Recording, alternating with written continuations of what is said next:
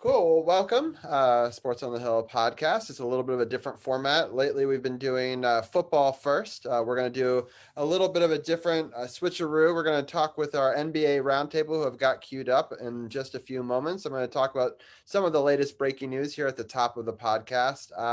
The first thing, obviously, is Dwayne Haskins has been cut from the Washington football team. So we'll be talking about that a lot in hour two.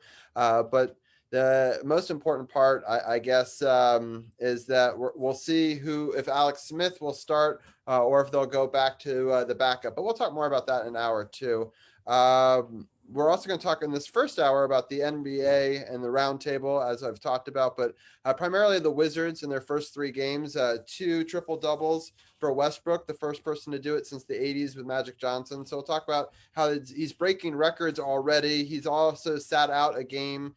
That game we could have won actually all 3 games. So we'll break down all 3 losses. We'll also take a look at the week ahead for the Wizards, which I believe has 4 games this upcoming week. So that's also big news. Henrik Lundqvist is having open heart surgery, and he's not going to be playing for our team this year. That's some breaking news that we put out on our page last week and the week before. So I hope that the surgery goes well. It's going to be a bummer. We'll talk more about the implications of Hank not playing on our team when we do our hockey special in a couple of weeks when we introduce the season. So that'll be not this week, not the next week, but the week after that. We'll have Anna on to talk hockey. I may have some other guests on to talk hockey as well. So that's some of the biggest news. There's the Caps have picked up a couple of players to try them out. Including a former Ottawa Senators goalie, Craig Anderson. So it'll be interesting to see if they end up picking him up or not. They've got a lot of goalies in their pipeline as well. So that's some just basic hockey news. But the big thing is the teams have been ratified, right? So like the decide of which teams go to which division, which there had been some back and forth. I'll just break it down very quickly. And then again, in our hockey show, we'll talk a lot more about all 4 of the divisions. But the one that we care about here, if you're a fan of the Washington Capitals, is the Eastern Division, which was mostly the old Metro Division with a couple of teams removed. Those teams being Carolina had been removed and also Columbus. So in their place, we actually have the oldest rivalry currently in the NHL, a rivalry that's gone on for 50 seasons, which is Buffalo and Boston. And that duo joins our division, which actually means it's possible that Toronto could make it all the way to the finals and play Boston in the finals, which would be pretty ridiculous if that happened again. But this year, for like a Stanley Cup, it's weird. There's a Canadian division, which is a North division, which is all 7 of the Canadian teams. There's a Western division, and then there's a Central division, which actually pits the 2 teams that played for the 2020 Stanley Cup in the same division. So for the first time, maybe in history, usually you get 2 rematches of the Stanley Cup finals from the year before. And this year it's going to happen 8 times, 4 times in each building. So that's kind of an interesting piece of news and notes about the Central Division. The Washington Capitals will play all 7 of those teams that we've mentioned. The 6, the New York teams, which is interesting that the Islanders, Rangers, and now Buffalo are all in the same division for the first time in a long time. And so we'll play all of those plus Jersey and obviously the 2 Pennsylvania teams. There was rumor that they were going to put Pittsburgh in the Central, which would have been terrible. So I'm happy that they got rid of that decision.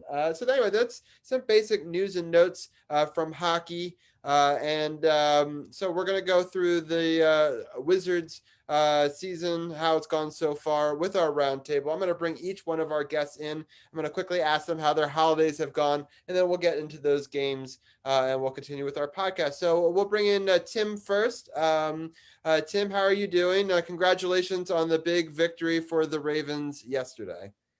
Oh, I'm doing great.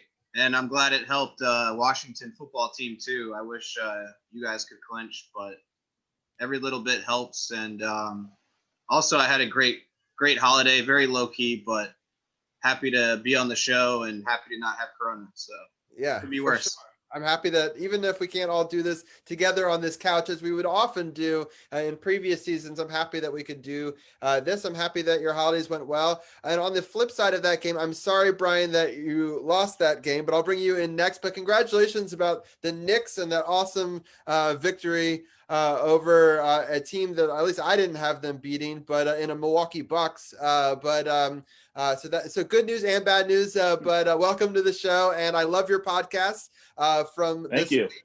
And encourage people to click on the podcast partners button on sportsothp.com, and they'll find Brian's show. We'll also talk to Champ in a second. We'll catch his show on there too.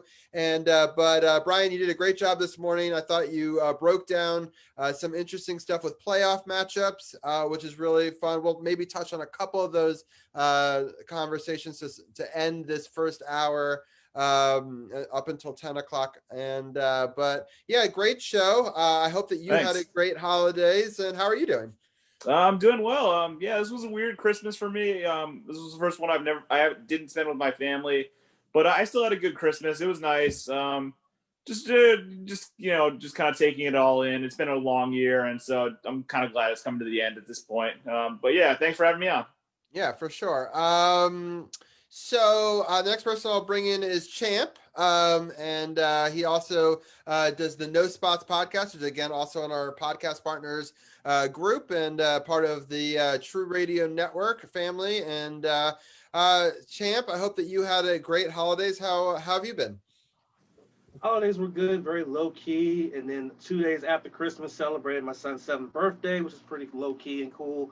And being on vacation, I get the rest of the week and just chill. So I'm on chill mode until next week. Well, that's awesome. Well, happy birthday to your son. And, that's awesome that you get to chill and relax. I'm also on vacation. That's why it was a laxical 9:10 start to the podcast today. But we want to bring you all the latest news. But, if it's not quite at 9 o'clock, at least there's no boss looking over any of our shoulders. So, yeah, we're excited. I know that we'll have some wrestling stuff to talk about. I know, unfortunately, I'll let you break the news of the unfortunate, sad news in the wrestling world before we start the Wizards talk. Cool. On Saturday, it was 2 wrestlers that were reported that passed away. Danny Hodge, who is a legendary professional and amateur wrestler. He actually wrestled amateur for the United States in the Melbourne Olympics as a middleweight, and then he also was a boxer with an 8-2 record. And as an amateur, he was 17-0 with 12 knockouts. He made his professional debut in October of 1959 and won the NWA World Junior Heavyweight Championship 7 times over a span of 10 years. He won other championships. He was inducted into the Hall of Fame, the Professional Wrestling Hall of Fame, in 2007. He passed away on Christmas Eve at the age of 88 due to Alzheimer's. And then the big one that happened was the death of Jonathan Schubert, who was known as Mr. Brody Lee in All Elite Wrestling, formerly known as Luke Harper in the WWE. He passed away at the age of 41 from a lung ailment that was not related to COVID-19. He had just finished a reign as TNT champion back in October. He had been off TV with an undisclosed injury, but it turned out it was his ailment. And very sad news. And he touched a lot of lives, known as a great family man and a very good wrestler. He wrestled in the Indies until 2012 when he joined WWE. And he spent 7 years there before he left in December 2019. So rest in peace to those two. And when we do the podcast on the 9th, we will do a proper tribute to those two. Yeah, for sure. That's some sad news. I can't say I knew either of them very well, but I did go back and read both of their stories once you had shared the news. And it sounded like they were really good, family people and just, really good people. And so that's definitely disappointing for sure. Little known fact about Danny Hodge, up until he was 80, he could take an apple and squeeze the juices out with his bare hands. Wow. That's crazy. At 80. Yeah. Wow. Interesting. All right. Well, thank you for breaking that news. We'll talk a little bit about what you'll talk on the No Spots podcast at the end of this hour. We've got about 35 minutes left. I'm going to introduce the last person in our roundtable, our stats guy, Arun, who's this time he's outside the arena broadcasting live, at least according to Zoom. And how are you doing today, Arun? How was your holidays? Pretty good. I'm not wearing a mask, but everyone else is. So I'm enjoying my amendment rights. I don't know which one. I had a good holidays. You had a good holidays. That's good. That's good. All right. Well, I think we'll just get right into these games. So when we last left off, we had a couple of preseason games left. I don't think it's worth the time to really break into those preseason games, other than to note that Westbrook only played in one game going into the regular season. Unfortunately, they didn't look so good in the preseason games. They looked okay. And it kind of carried over into these games. I thought they had some really great intensity, just sort of my overall thoughts on these three games that we'll break down more in depth. But obviously just couldn't get it done defensively. Poor free throw shooting, timely missing from 3-point shooting, but just our low post defense overall seemed to fail us. And one of the things that we were talking about last time we had a roundtable was the fan infighting that was going on within Wizards groups that I see every day. I'm in a lot of Wizards groups, and there are the Westbrook fans that are just die hard that came over with Westbrook and just want to see him do well. So they want the team to do well because they want to make him look good, right? And that makes sense. There's also the diehard fans of the Wizards that like John Wall that were not happy about the trade. There were some of those people that never liked Westbrook. Some people that thought, oh, Westbrook's good, but, it's still, a little bit sad. And so a lot of these fans came in and acted like they were running this shit. They were like, well, you just got an MVP. You shouldn't be sad, and kind of had this sort of larger than life attitude. And, I was interested to see how that was going to play out. And then obviously the Wizards fans didn't like that. And so they treated them pretty badly from the get-go. Right? Because they were like, you should have come in a lot lower key than that. And so it didn't start off on the right foot. And we all know that winning will cure it all. And it's an important thing. As long as you're not winning, everything that kind of bubbles to the surface. So you could have incredible stat lines by Bradley Beal, his best opener ever. You could have triple doubles by Westbrook in the first two games, first time since the 80s with Magic. But does it matter if you don't get a win? I mean, those stats are great, but they don't. And I think it shows that they could be good, right? If they shore up a couple of things. And we'll talk about what those things are. But just overall, it's just really disappointing because I was hoping at least to win one of the three. I understand it was kind of a tough couple of games to go off the break. We're going to have Philadelphia, who always gives us fit. We've lost a ton of games in a row in Philadelphia. Orlando, we've lost many, many games in a row. And Scott Brooks doesn't seem to understand how to coach their defense up. So they're able to put up points. I mean, they broke the 100-point barrier in all three games, which is great. But unfortunately, they gave up 113, 130, 120. And, so it wasn't enough. So let's get into the first game first. This Philadelphia game. Overall, Joel Embiid was a beast, right? He scored 29 points. Bradley Beal matched him, though. He put up 31. And Bradley Beal, I thought was pretty efficient, for the most part, shot 50%. Westbrook was 0 for 2 from 3, but had 11 rebounds and 15 assists and 21 points, becoming the first time in the history of the franchise that a player would debut with the Wizards or Bullets with a triple-double, which is impressive. And he had that at the end of the third quarter, but it still fell apart for them in the fourth quarter. But I thought Denny played really well. He had 7 points. I thought that he played well in his first NBA regular season game. I thought Bertans played fine. I thought overall, Lopez had his moments. There was some decent play all around. But I'm going to get each one of your thoughts on this first game because, going into the fourth quarter, they definitely had an opportunity to win this game. And the 76ers put up 40 points in that fourth. And so let's just talk about defense and how bad that was. I'm going to start off with Tim. What was your initial take on the season opener? Yeah, this was a very disappointing game. The Wizards led for parts of the second half, and the game was tied until about a minute, 10 seconds left. And like you said, Embiid was incredible. He really won the game. Milton also had a lot of buckets for them down the stretch. And so it was encouraging, though. I mean, I think the biggest takeaway from the game was how great Westbrook looked and how he really gelled with Beal. Most of the things that I read and the hot takes that I watched after were about the potential of Westbrook with Beal. No one really focused on the loss. The 76ers actually haven't lost a home game since 2019.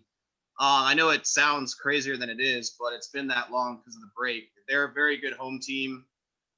It's not that wasn't a very disappointing loss to me. I thought Denny had a great debut. He started, he played some big minutes. But again, the defense needs to be better in crunch time. And, you just have to make the plays in winning time. And the Wizards didn't do that.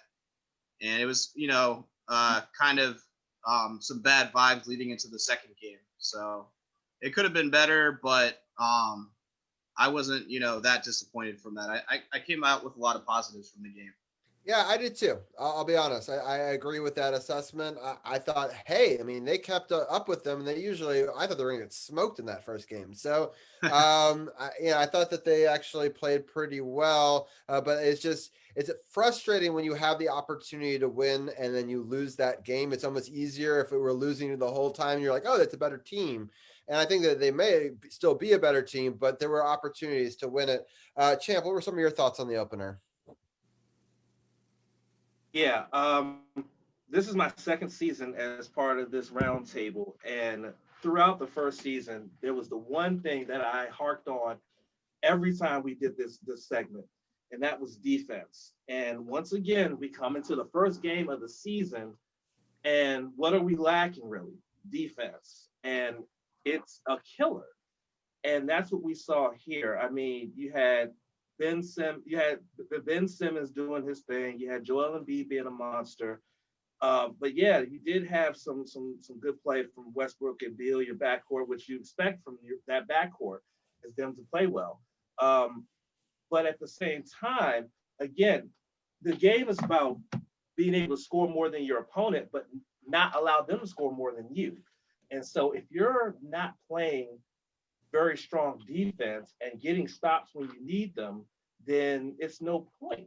And that's been the problem. It's just defense has been just an issue. And it seems like it starts here and it would continue, which is a very frustrating thing to look at as a Wizards fan, is that I've been screaming, play defense, and that didn't happen.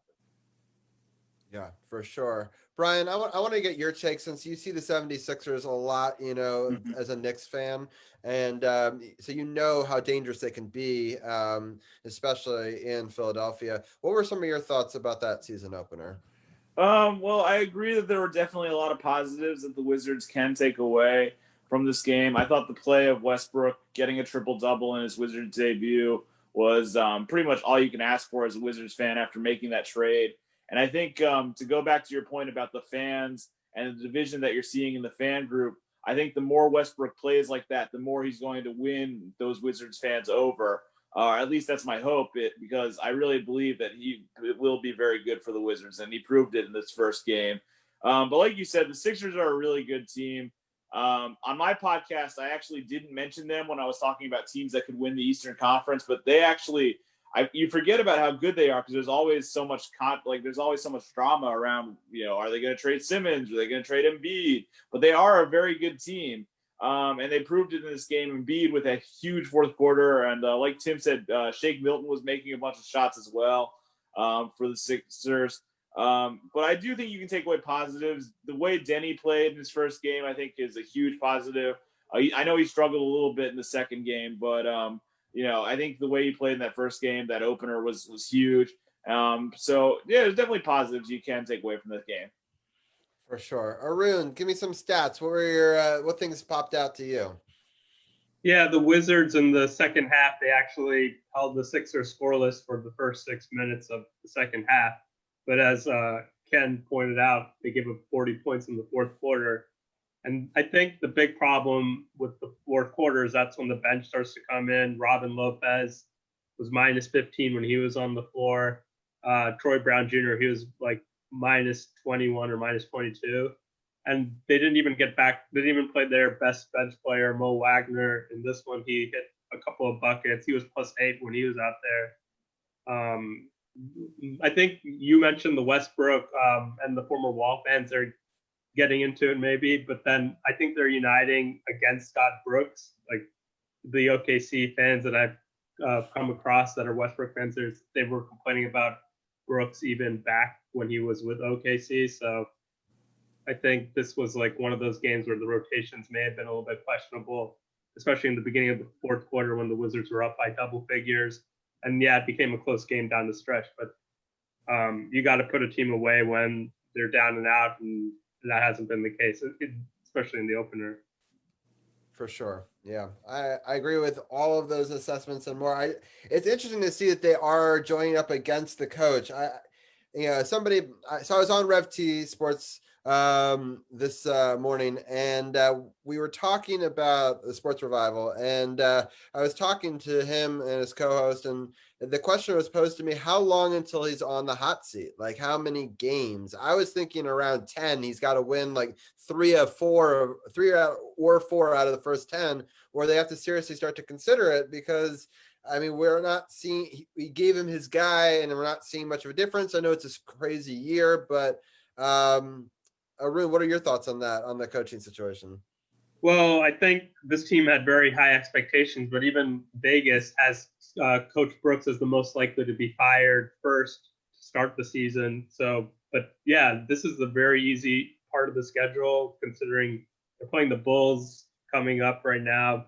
Orlando has had the Wizards number, but if that's a team Washington is going to have to get past, because Orlando made the playoffs and they're only, I mean, technically they're 10 playoff spots, only 8 real playoff spots.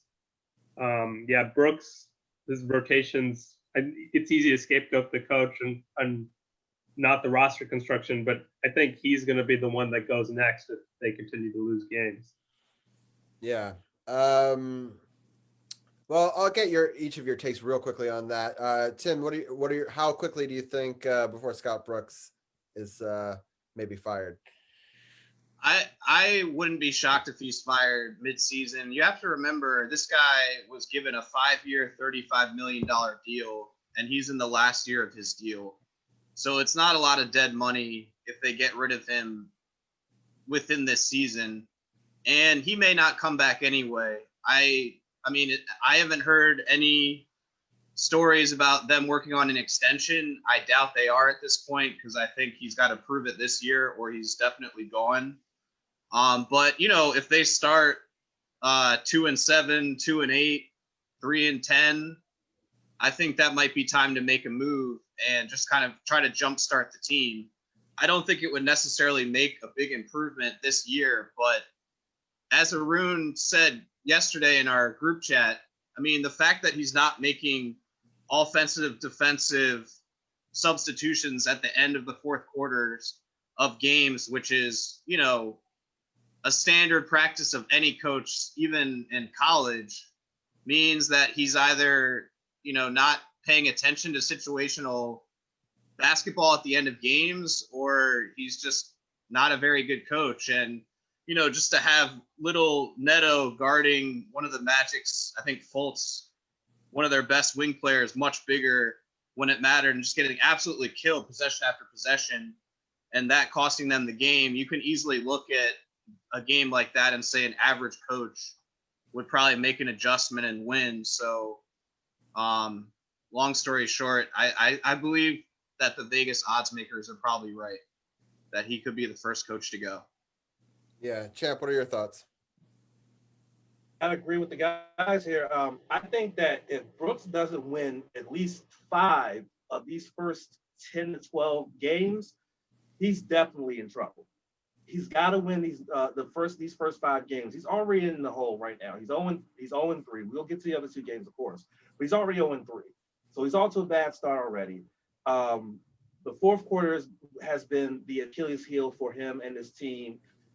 And so, long story short, he has to win these first 5 of these first 10 to 12 games in order to at least instill some confidence, not only in the fan base, but in the front office, to say, okay, he can stay and keep this team going.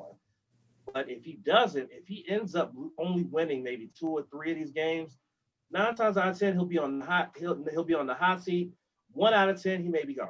So that's my say. He's got to win 5 games coming up. Otherwise, I think he's done. Yeah, I agree. It's going to be really interesting because a lot of people thought that adding Westbrook to this team could make them maybe even the 5 seed in the East, right? I mean, that was what the conversation was, but right now we're at dead last. So there's a big distance between the dead last and the 5 seed. So like they got to make up some ground pretty quickly now. Hopefully we'll take a look at the upcoming schedule and hopefully they can, but I really felt like they needed to at least split the series that we're about to talk about with the Orlando one. But before we do it, I do want to get Brian your take on the coaching situation from an outsider's perspective. I know that the Knicks, have had coaching issues in the past. What's your take on Scott Brooks? Yeah, I agree with what everybody said. I think the more and more they lose, the more the pressure is going to start to mount on Scott Brooks, especially considering, the way they've kind of underperformed the last couple of seasons as well. I feel like the pressure was already on him going into this year. So, I think the Vegas odds will be right. If they do not turn things around very quickly, Scott Brooks will definitely be in a lot of trouble. And I will see what happens. Maybe they'll stick with him longer because they just traded for Russell Westbrook. And obviously he was his coach in OKC for a while. So maybe they want to stick the 2 of them together for a little while. But I agree that the pressure is going to start to mount on Scott Brooks for sure if they don't start winning some games soon. And they have a chance. They definitely have some chance to win some games coming up. Look at the schedule. They can win some of those games.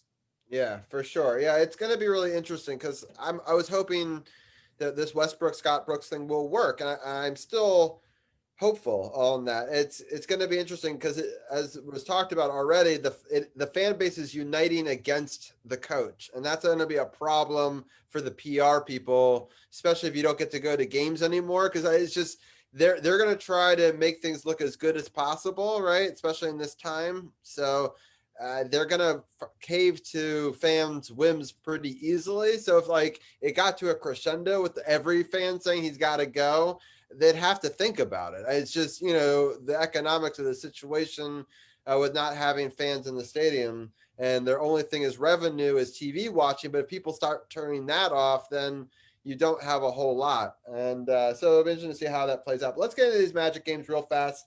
We'll go through them really quickly. The first one, Bradley Beal put up 39 points. Westbrook put up a triple-double. Once again, first, we've been talking about his first person to do it in decades to start a season with a triple-double. I think it's only happened 4 times in NBA history.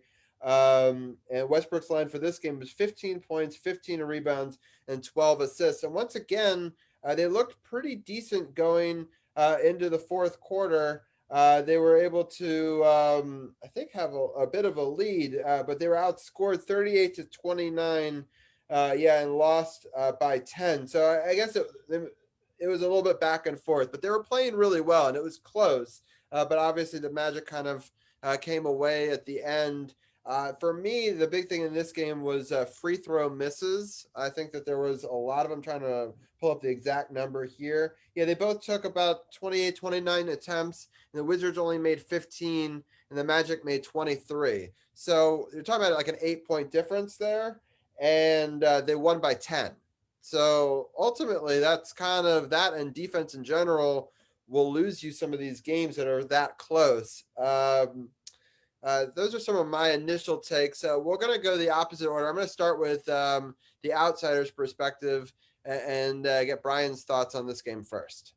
Well, clearly the Wizards have trouble with Orlando. I don't know what it is. But including these last 2 games, they've now lost 5 games in a row against them. So And I agree that they definitely had a chance to win this game. They were playing close, but those free throws were absolutely killer. Like, even the best players on the Wizards, Beal and Westbrook, were missing free throws in this game, especially Beal down the stretch. You just can't have that in situations, and they've got to get better at that if they want to have any chance to do well. I mean, the Magic are a good team. I will give them credit. They were in the bubble last year as the 8th seed, and they actually won 2 games against Milwaukee. They lost the series, but they did win 2 games, which I thought was impressive. Vucevic is an all-star, and Markelle Fultz is, he was the number 1 pick with Philly, but he's actually getting a lot better ever since he's gotten to Orlando, and he's turning into actually a pretty decent player. So the Magic are a good team, but they just seem to have the Wizards' number, and the Wizards aren't a bad team, but the Magic just seem to have their number over these last couple of years. For sure. Okay, I'm going to go to you next, Champ. And what was your take on this game that I thought was very winnable, but unfortunately they lost? Not to steal Arun's swag here, but you can't bury the lead here. Yes, Westbrook had a triple-double, 15, 15, and 12. He was 6 of 19 shooting, though. So that's interesting right there, that someone who has a triple-double but was 6 for 19 from the field and didn't make a single three-pointer in 4 attempts is troubling, especially with this being the second game of the year. Maybe he doesn't have his legs under him just yet at this point, and so that's troubling. But again, fourth quarter was the Achilles heel for this team, and it's because of that is the reason why we're sitting here and talking about a loss over a team that, just like Brian just said, has our number, 5 in a row loss at this point. And the Magic, I mean, they weren't world beaters. They're not really world beaters, but they just know how to score, and they know how to play defense, and they know how to score at the charity stripe. So there you go. Those are some of my takes on that one. Sounds good. All right, Tim, what is your take next? Well, yeah, I mean, the Wizards match up poorly against the Magic. Terrence Ross, Fultz, Vucevic, they all kill the Wizards every time. They just can't guard them. I thought one of the highlights of the game was Thomas Bryant. He had 19 points. He also dunked on his own basket, so he scored one for the Magic too. That was pretty funny. But he looks really good this year. I think he's made a lot of progress, and he might be the center of the future. So I'm glad they picked him up, I guess, before last season, and it looks like he's been putting in a lot of work in the gym. And I thought this game was disappointing. It was nothing like the game last night, though, because the Magic really controlled it for most of the game, and the Wizards only led once in the fourth quarter with 8 or 9 minutes left, and so it wasn't nearly as big of a change as last night. Oh, sorry? I'm hearing some random music. I don't know. Do you guys hear it or no? No. All right, well, that's good. All right, that's so weird. I'm hearing it in my headphones. I don't know. I have to figure out what that is. I think it's just a browser window.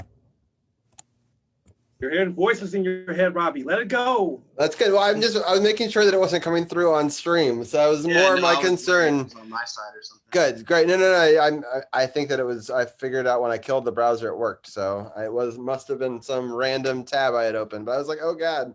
At least we're not picking up on OBS and using desktop audio, so that's good. Anyway, sorry. Continue with what you guys were saying. Oh yeah, and I was just gonna say, So it was a disappointing loss, but it wasn't nearly as bad as last night's because the Magic really did control most of this game.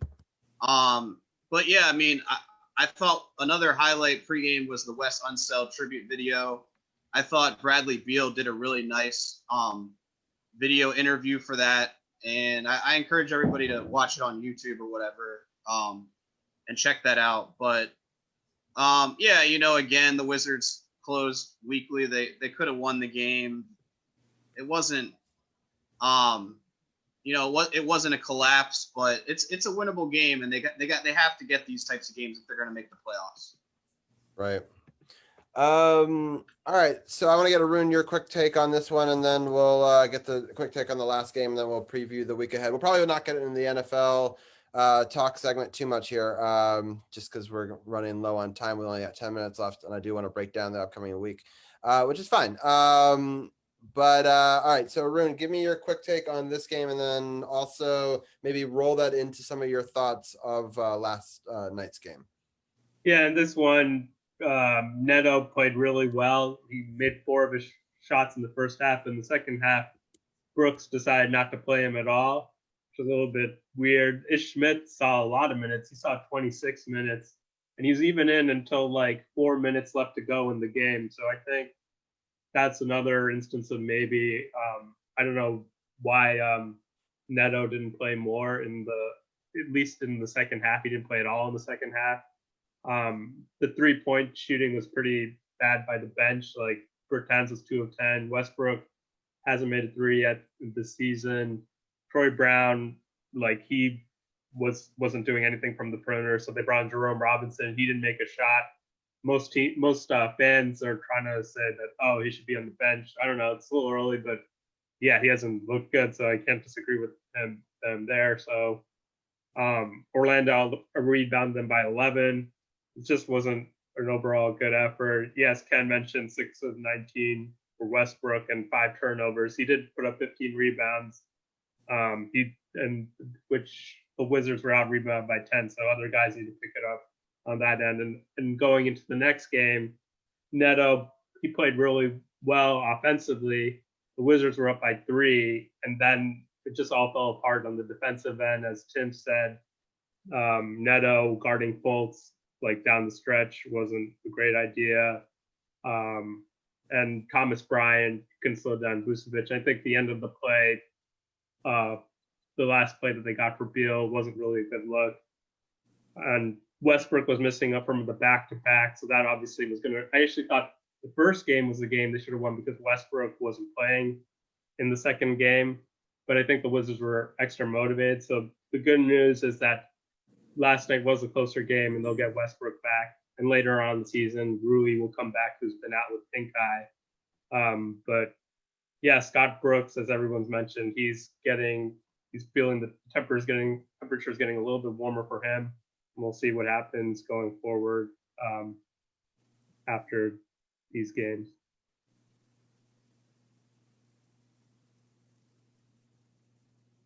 I double muted myself. So let's go around the table real quickly. Tim, what's your thoughts on last night's game real fast, and then we'll pull up the upcoming schedule.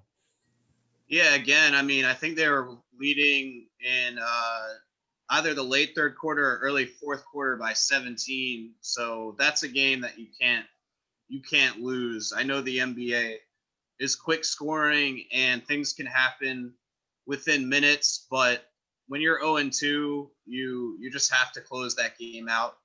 And I'm worried that they have a mental block against the Magic at this point, because it kind of defies logic for teams that are pretty close in talent levels to, one of them to win 6 in a row over 2 seasons. So we'll have to watch that because they are going to play several more times. But just allowing Neto to play defense on all those key fourth quarter possessions, not doing defensive substitutions, not getting more, scoring off the bench. It's all going to it's all catching up to them. But I wonder if they got a little complacent early fourth quarter and thought they had it in the bag, and then, things just snowballed on them. But it's crazy, but I would say Game 4 is a must win. I thought I would never say that, but I do think tomorrow is a must win. Yeah. Champ, what are some of your thoughts on last night's game and going into the next one? You're up 17 late in the game, and then you end up losing because you gave up 43 points and you only scored 18 in the fourth quarter. That can't happen as an NBA team. I'm sorry. That just can't happen. That's one. And two, Neto in that game last night made a case to be the number 2 point guard behind Russell Westbrook, so that when Westbrook is resting, try to say that 3 times fast, when he's resting on back-to-back nights, he could be your starting point guard over Ish Smith, because he played phenomenally last night. Defensively, yeah, he was put in bad situations, but other than that, he played phenomenal. He played really great and made a case to be the man to back up Russell Westbrook over Ish Smith. But when you're up by double digits so late in the game, you just cannot just sit there and just give up 43 and don't score and don't play defense and expect to win. For sure. Brian, what are some of your takes on the last game, and then we'll get into the schedule ahead. Yeah, I think this was a really bad loss, obviously, to be up 17. late in the game, and to blow it at home is a bad loss. And like I said already, the Magic just seemed to have the Wizards' number. Markelle Fultz was great in this game, 26 points. Terrence Ross also had 26 points for the Magic. And I agree with Ken that Neto is playing really well right now for the Wizards. He's been probably one of the biggest bright spots on the season so far. And it's good to know you can have a reliable backup like that if, in the event that Russell Westbrook doesn't play or is out for a few minutes in a game. You have somebody reliable who you can spell for him. But yeah, this is definitely a tough loss. But I think I have a feeling, at least in my opinion, just based on the upcoming schedule for the Wizards, things will get slightly better. All right, real quickly, we only have 4 minutes left. I didn't realize we're running so low on time, but we have 2 Chicago games upcoming. We've got a Minnesota game and Brooklyn. So the 2 Chicago games are at home, Tuesday, December 29th at 7, Thursday at 5 o'clock. So that's a New Year's Eve game. That's why it's a little bit of an earlier start. So people can watch that as kind of a prelude to all their New Year's Eve festivities. And then on Friday, January 1st, so the very next day, so they're not going to be partying too much. They're at Minnesota at 8. And then on Sunday, they're at Brooklyn, who's been tough so far. The Nets look really good. And that's a 6 o'clock game on Sunday. So that'll kind of be for Wizards fans and Washington football team fans. They'll sort of watch that game and then kind of rolls right into the big game that night. So look at those 4 games. Just tell me quickly wins and losses, what you kind of see. We'll start with you, Tim. Well, my heart says 3-1, beat Chicago twice, Minnesota, and lose at Brooklyn. But my brain says 2-2. I think more realistically, they'll probably split the Chicago home games and split the road games, probably winning in Minnesota. That's probably their best shot. They have to play desperate this week. So even 2-2 would be kind of disappointing, but that's probably what I would bet on. But really hoping for 3-1. Champ, what is your take? I'm thinking 3-1, but I think they dropped the Minnesota series because it's definitely a back-to-back where they have to travel. And so that's not very advantageous. I think they beat Chicago back-to-back, and I think they beat Brooklyn. But the Minnesota game, they're going to lose because it's a 5 o'clock game. You think it'll end about 7:30, 8 o'clock. Then they got to turn around and travel to Minnesota, a different time zone, and then play Minnesota the very next night at 8 p.m. I just don't see them winning that game, but I think they beat Chicago twice, and they beat Brooklyn. All right, Arun, what is your take? Yeah, I'm kind of with Tim. My brain and my heart are going 2 different directions. 2-2 or 1-3 is like where I'm wavering in between. That makes sense. All right, and Brian, your prediction on those 4 games? Yeah, I think 2-2 sounds about right. Just because it's so tough to win back-to-back games in the NBA. I think they'll lose one of the Bulls games and maybe that game in Minnesota, or we'll see. We'll see what happens. But I don't see them winning that Brooklyn game at all. Brooklyn's on fire to start the season, and they look like a really good team right now. But especially if KD and Kyrie play, that one's going to be tough. But I'm thinking 2-2 for the Wizards this week. And I'll be the pessimist, and I'm going with 1-3. I think we'll win the first one, and then I think we'll lose the next 3, unfortunately. But we'll see. I hope I'm wrong, right? Well, I was the pessimist for a bunch of weeks for the Washington football team, and they proved me wrong. I was also a pessimist the last 2 weeks, and they fortunately proved me right. So we'll see. It could work. But I really appreciate it. I'm going to give each one of you guys your final send off. I'm going to start off with Tim. I will. Good luck to your Ravens this upcoming Sunday. And any final thoughts? No, I'm just curious to see if Scott Brooks is still the coach next time we all do the roundtable. Hopefully he is. That probably would be a good thing for Wizards fans. But yeah, I'm really excited to see the last week of the NFL season. I think it's really good for this area to have both teams in contention. So hopefully we both close it out strong and make the playoffs and have a little bit more joy in this terrible year, or I guess it'll be next year, but still. But yeah, it was a lot of fun talking to you guys tonight. Hope you have a great rest of the show and have a good night. Thank you. Sounds good. You as well, and best of luck once again. All right, Arun, Any final thoughts before we let you go?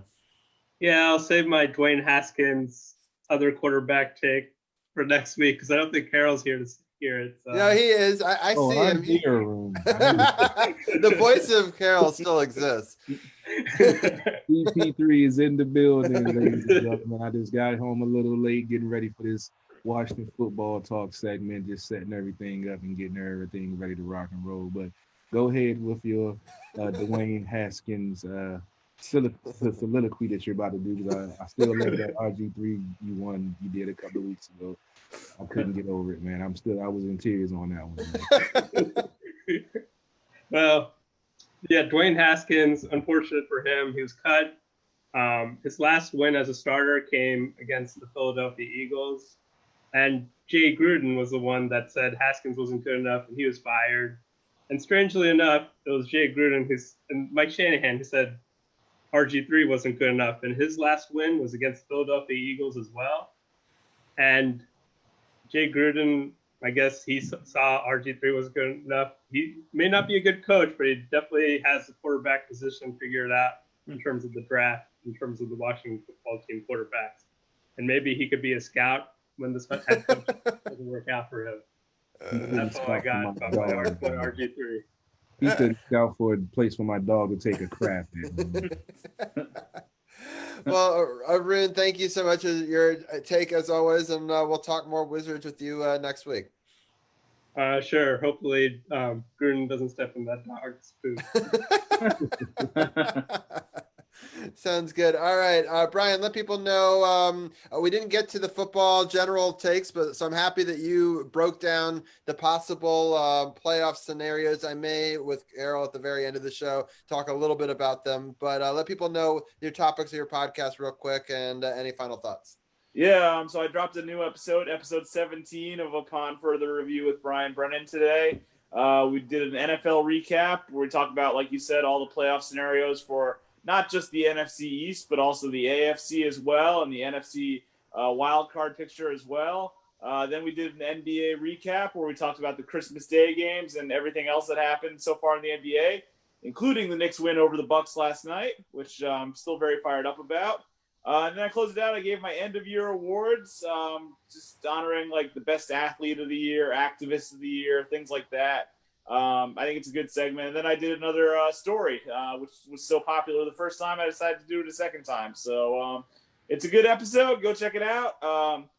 Probably the last episode of the year. Not planning to do one on New Year's Day because I don't want to just bother anyone with my podcast. So go check out episode 17 of Upon Further Review with Brian Brennan. No, it's a really great episode. Go to SportsOTHP.com, click the podcast partners button, and click Upon Further Review with Brian Brennan. It's the first one there. That's how I got to it. I got to be the first listen this morning. Yeah, it was a great time. I liked your breakdown of all the NFL action and all those different topics you did. So definitely worth checking out, and appreciate you giving your outsider's perspective on our NBA roundtable. And we'll talk to you next week. Yeah, sounds good. Have a good night, guys. All right, have a good one. All right, last but not least, DC's People's Champ. Let people know what's going to be on the No Spots podcast this week. Well, this week, myself and Sage will sit down and we will preview the upcoming New Japan Wrestle Kingdom 15 card that's coming up on January 4th and 5th. So we will preview that and talk about that. The next edition of the No Spots podcast proper will be on January the 9th. We will have a completely revamped format and all that good stuff. So make sure you take a listen to that. But we will have 2 New Japan podcasts coming out in the next week. This week for the preview of Wrestle Kingdom and then the review of Wrestle Kingdom on the 7th. Sounds great. Well, I hope that people definitely check that out as well. Again, if you click the podcast partners button, you get that podcast, you get the No Spots, you get Brian Brennan Upon Further Review, you get I know that they're starting up soon, and we'll have Anna on the show soon, the Power Play Point podcast. Also, our next guest, you'll catch his podcast on there as well. So we love all of you contributors. We really appreciate you breaking down the wrestling and doing all the stuff that we just can't fit into such a tight show. But we appreciate you as always, People's Champ, and we'll talk next week, hopefully with a victory going into the playoffs for the Washington football team, or at least hopefully a victory for the Wizards. Indeed, indeed. One last thing is that this coming Wednesday night, AEW is doing a Brody Lee Celebration of Life event for their Dynamite. The entire card was actually booked by his son. So definitely check that out. That is awesome. All right. Well, I really appreciate it as always, Champ. And with that, we're going to end this segment. I know that Carol is switching feeds and he's going to do a music break. I'm going to mute myself. I'm going to try to stream his feed and put that into it. But if not, we'll come back in just about 2 minutes with more on that. Appreciate that, Robbie. I'm about to go ahead and start my feed right now. Get into the intro to the Washington football team segment. Appreciate y'all checking this out. Bear with me because I'm trying to get everything set up here. What's going on, Robbie? Like I said, bear with me. I forgot I still had some more on that feed, but we got so much to talk about. I wanted to go ahead and get this thing started. CP3, live in the lab, Sports on the Hill podcast, Washington football team talk after an ugly Carolina Panthers loss and the subsequent release of Dwayne Haskins. We're definitely going to talk about that. I can't wait to get Dujane on. Robbie, you're throwing me off, man. You're throwing me off. I didn't. Dujane brought himself on. Dujane, you just jumped. I know you chopping at the bit because we've been texting back and forth. So I understand you ready to get some stuff off of your chest too. So I didn't get a chance to check out the whole game. So I'm gonna let you go ahead and break down what you saw. Because I know you watched the whole thing. I'm gonna break down what I saw from the parts of the game that I saw, and then we're definitely gonna delve into this Dwayne Haskins situation. The defense was sloppy, and they were inconsistent. Offensively, same thing, slow starts over the last, how many times have we been talking about the slow starts? Dwayne didn't look very well, didn't look comfortable. Again, is it all on him? Not necessarily. I didn't think they did some things to get him comfortable early, like they did in a couple, in a couple previous games where they had some tempo things that they did to get him comfortable early. The turnovers are a big deal. They had 4. You can't have those. It just didn't capitalize. Didn't really do a lot. You could say the fact that the team didn't really do a whole lot offensively in the first 3 quarters and moving the football was a reason why the defense at times had lapses.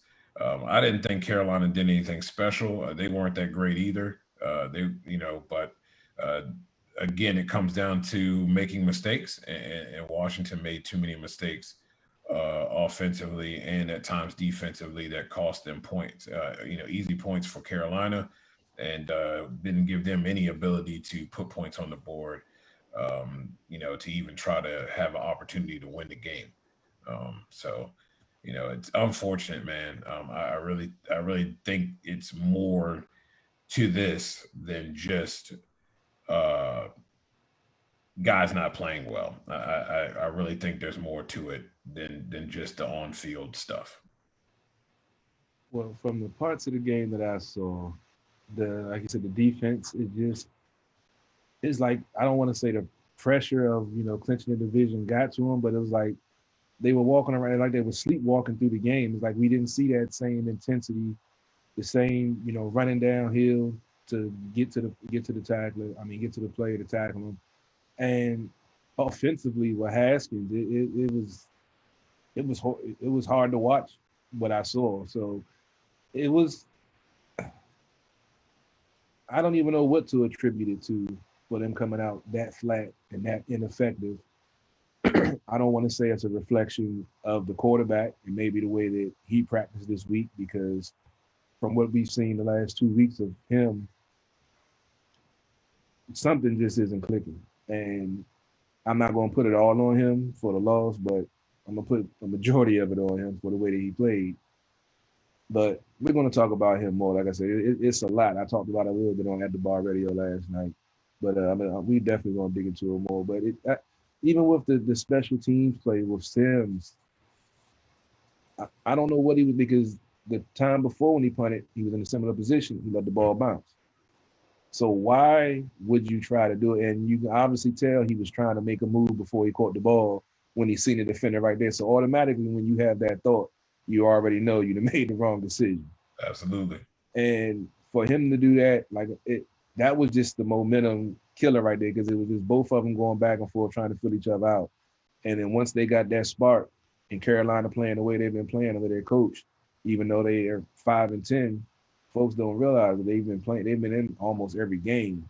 They've been playing tough all season. They just, haven't got the breaks. And Christian McCaffrey, who killed me in fantasy, can't stay healthy. So it was a frustrating game. I didn't want to say I had a feeling that it could happen once I saw the Giants lost, and they would have seen that also. I would have rather they kept the game at 1:00. Therefore, wasn't no scoreboard watching. Where I don't know if they had a sigh of relief, like, okay, all we got to do is go out here and win against this 4-10 team, and we got the division. And I don't know if they took them too lightly, took them as a joke, but at some points in that game, Carolina was manhandling the Washington football team, even that defensive front, which I wasn't expecting to see.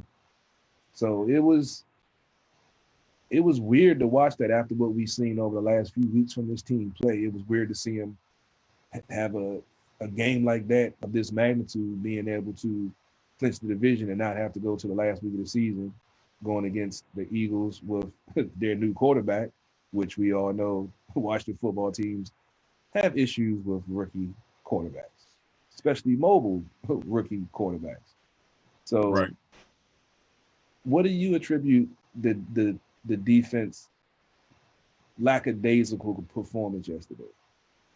I'm going to attribute all the performance of the whole entire team to one man who could not do the right thing and created a distraction in the middle of a playoff run.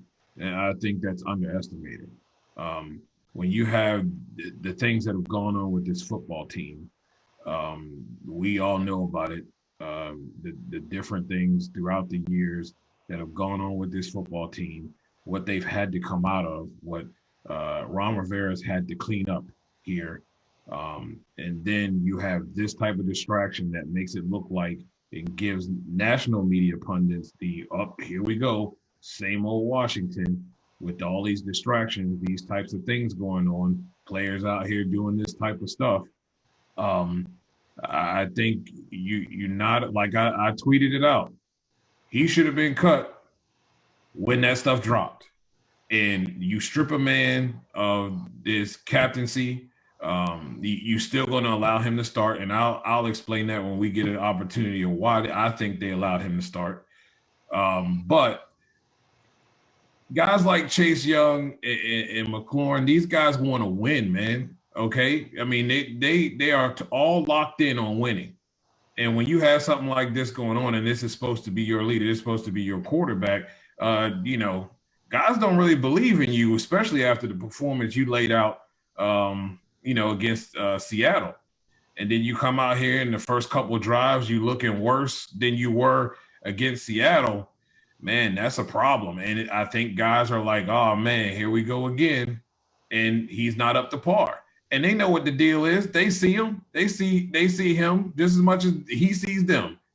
Day after day, coming in, meeting room, wherever, how much work he's putting in. And then when they see that performance out on the football field, it really is deflating. Now, I think defensively, they were just flat, man. And a lot of it was the guys were out of position sometimes and just seemed like they just didn't know what they needed to do.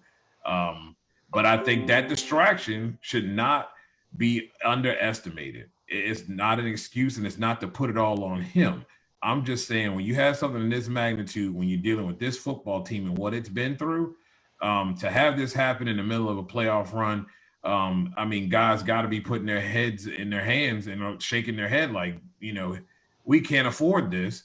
And then this guy's going to be the starter next week. Or you think these guys look up to him and they're respecting him for what he's done, and then he comes out and looks like that? I don't think so, man. And I think that played a huge role in this team not really mustering up. Because, I mean, how can a guy who's been here like, 2 weeks come in the fourth quarter? And I'm not saying he's a world beater and going to do anything special, but he sure enough was able to move the offense a lot better and put points on the board. Something that the starter who's been here the whole entire time that's supposed to have been putting in the work could not do. That's, as always, you always bring a fresh thought process, because I didn't take into account that the magnitude of that. I mean, I knew it was dumb when I saw the news broke, and right after a loss, when you throw 2 interceptions that basically cost your team the game, and instead of watching film and perfecting your craft, you out making it rain watching strippers. I just don't get it. And we spoke about it.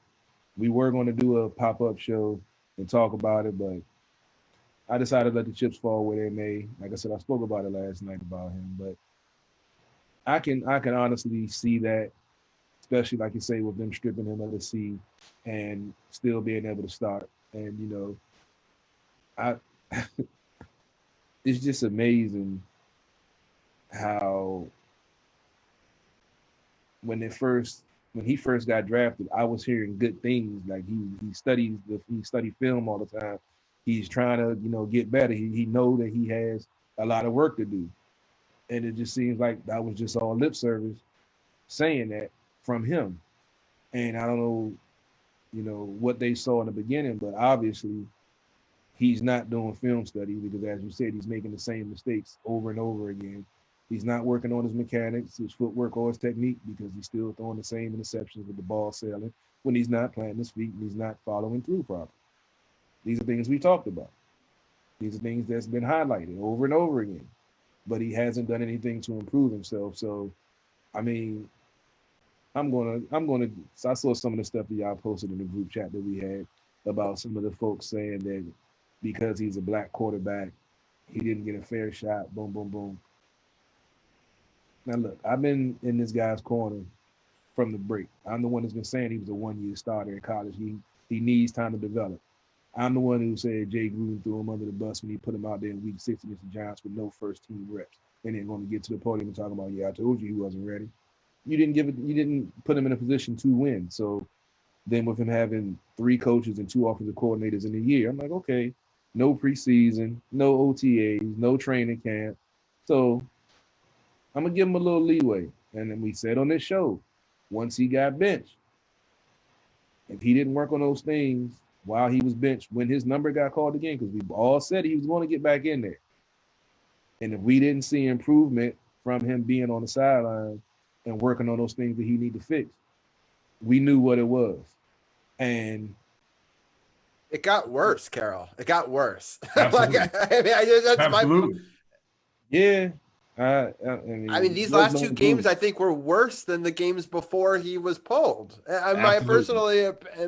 So, that's the difficulty. And I think, yes, the muff punt, had a huge, or the muffed, return was huge. And, the offense wasn't moving. The defense didn't play bless you, they weren't world beaters, but they were playing good enough. But the problem is, if you give him short field and he was turning the ball over and over again, the mechanics are not improving, and I just don't know what these fans want to see from him. There's no improvement, and he's taking a roster spot away from somebody else. And it sucks, because we put a high draft pick out there, and I understand that fans are pissed. It's like we put a lot of hopes and dreams on a guy that maybe should have never been drafted that high. He should have probably stayed in college for a couple of years, but and we've always talked about coming home sometimes can become a big problem, and it can become this huge distraction. And I think it's become too much. And I think coach gave him more chances than I thought he should have. Right. I think Dugenais thought that he should be cut last week. I think that that's a good thing. I think this morning, so Hurt got a text message last night saying he's cut this morning. I think this morning he had a change of heart and said, I'll just put him 3rd string, inactive. Hopefully he can learn. We can put him on there and we could deal with this in the offseason or whatever. I think it came out that that's what they were going to do. And he came back and said, you're putting me back to 3rd string, blah, blah, blah. I'm sure he did not take it well, right? And then they were like, actually, you're cut, right? Because the timeline doesn't match up. I don't think you know, Well, I'm going to drop this on you. Yeah, go for it. Okay, so first of all, to get to this whole, I'm you know, this whole race stuff, y'all need to go somewhere with that. You know what I mean? The bottom line is the man been given enough chances, and look, it ain't all on him. He wasn't done right when he first got here, but the bottom line is that he's had plenty of opportunities this year to showcase what he can do. Now, when he got benched after having a really good game in that fourth game and got benched, it was time for him to go back in the film room and look at those things. The guy ain't coming in. You know, we all know there ain't no days off for quarterbacks, okay? Day off is Tuesday, but there's no days off for quarterbacks. You got Alex Smith in front of you, and you got, Kyle Allen coming in and doing film work. This guy comes in whenever he wants, half day on Tuesday, and bounces out.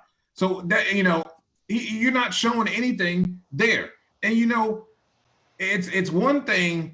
It's one thing to come out and still have a few things wrong after you've gotten your second chance. And you think that you will put more work in, staying a little later, coming in on a Tuesday and spending the quality time in that room. Nah, like you've been seeing the whole time he's been here, flossing on social media and telling people what he's going to do, but never putting it out there on the football field. That's a problem, okay? 2, he got cut because you want to sit up here and after you want to try to be a leader, and then you put out that performance, and a leader goes in there and talks to the media, which is his obligation, and lets them know, hey, man, I wasn't playing up to par. Nah, but you're going to go and say you're not going to speak to the media. They had to pull him by his ear to go back and speak to the media. That was the final straw, okay? That doesn't show leadership position. That doesn't show any type of leadership at all. As a matter of fact, it shows pompous prick, punk move type stuff.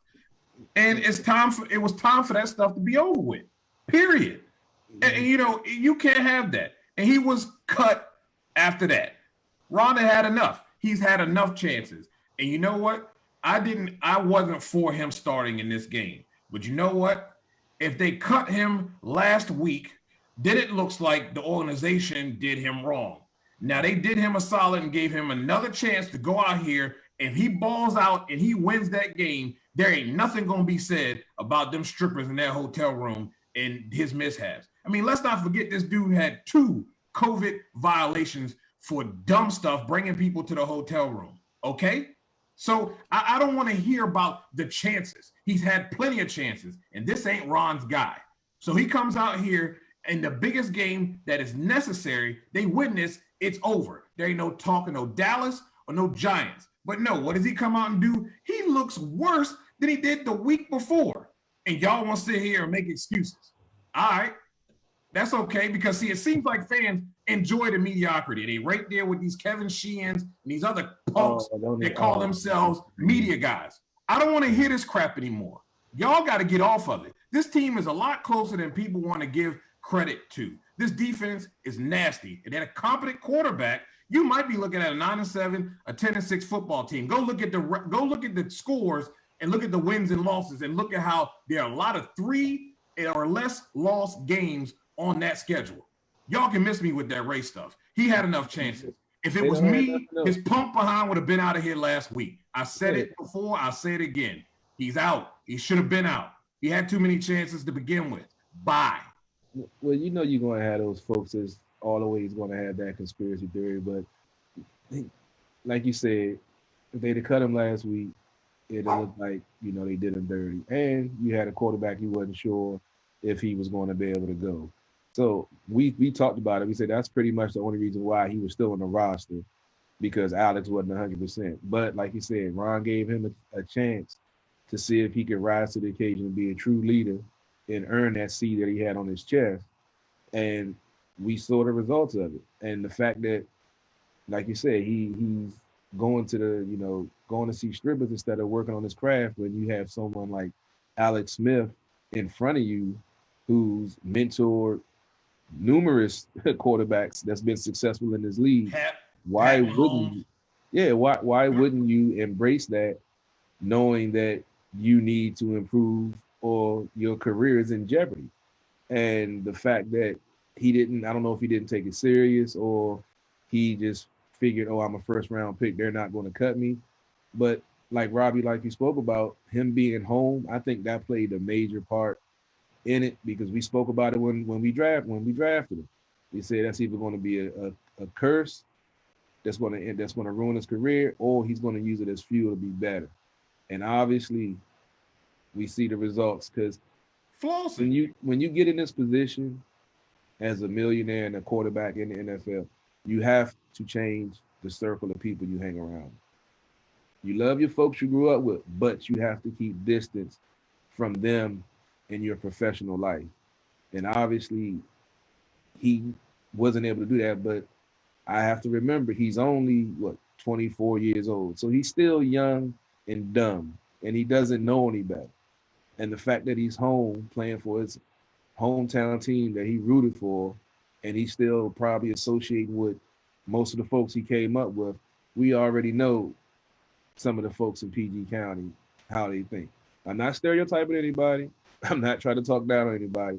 But if you're from this area, you know generally some of the negative and mediocrity and some of the stupidity. But where is he from, Carol? Where is he from? I guess he's Mitchellville or Fort Worth. Potomac, he's in one of the prevalent places in this.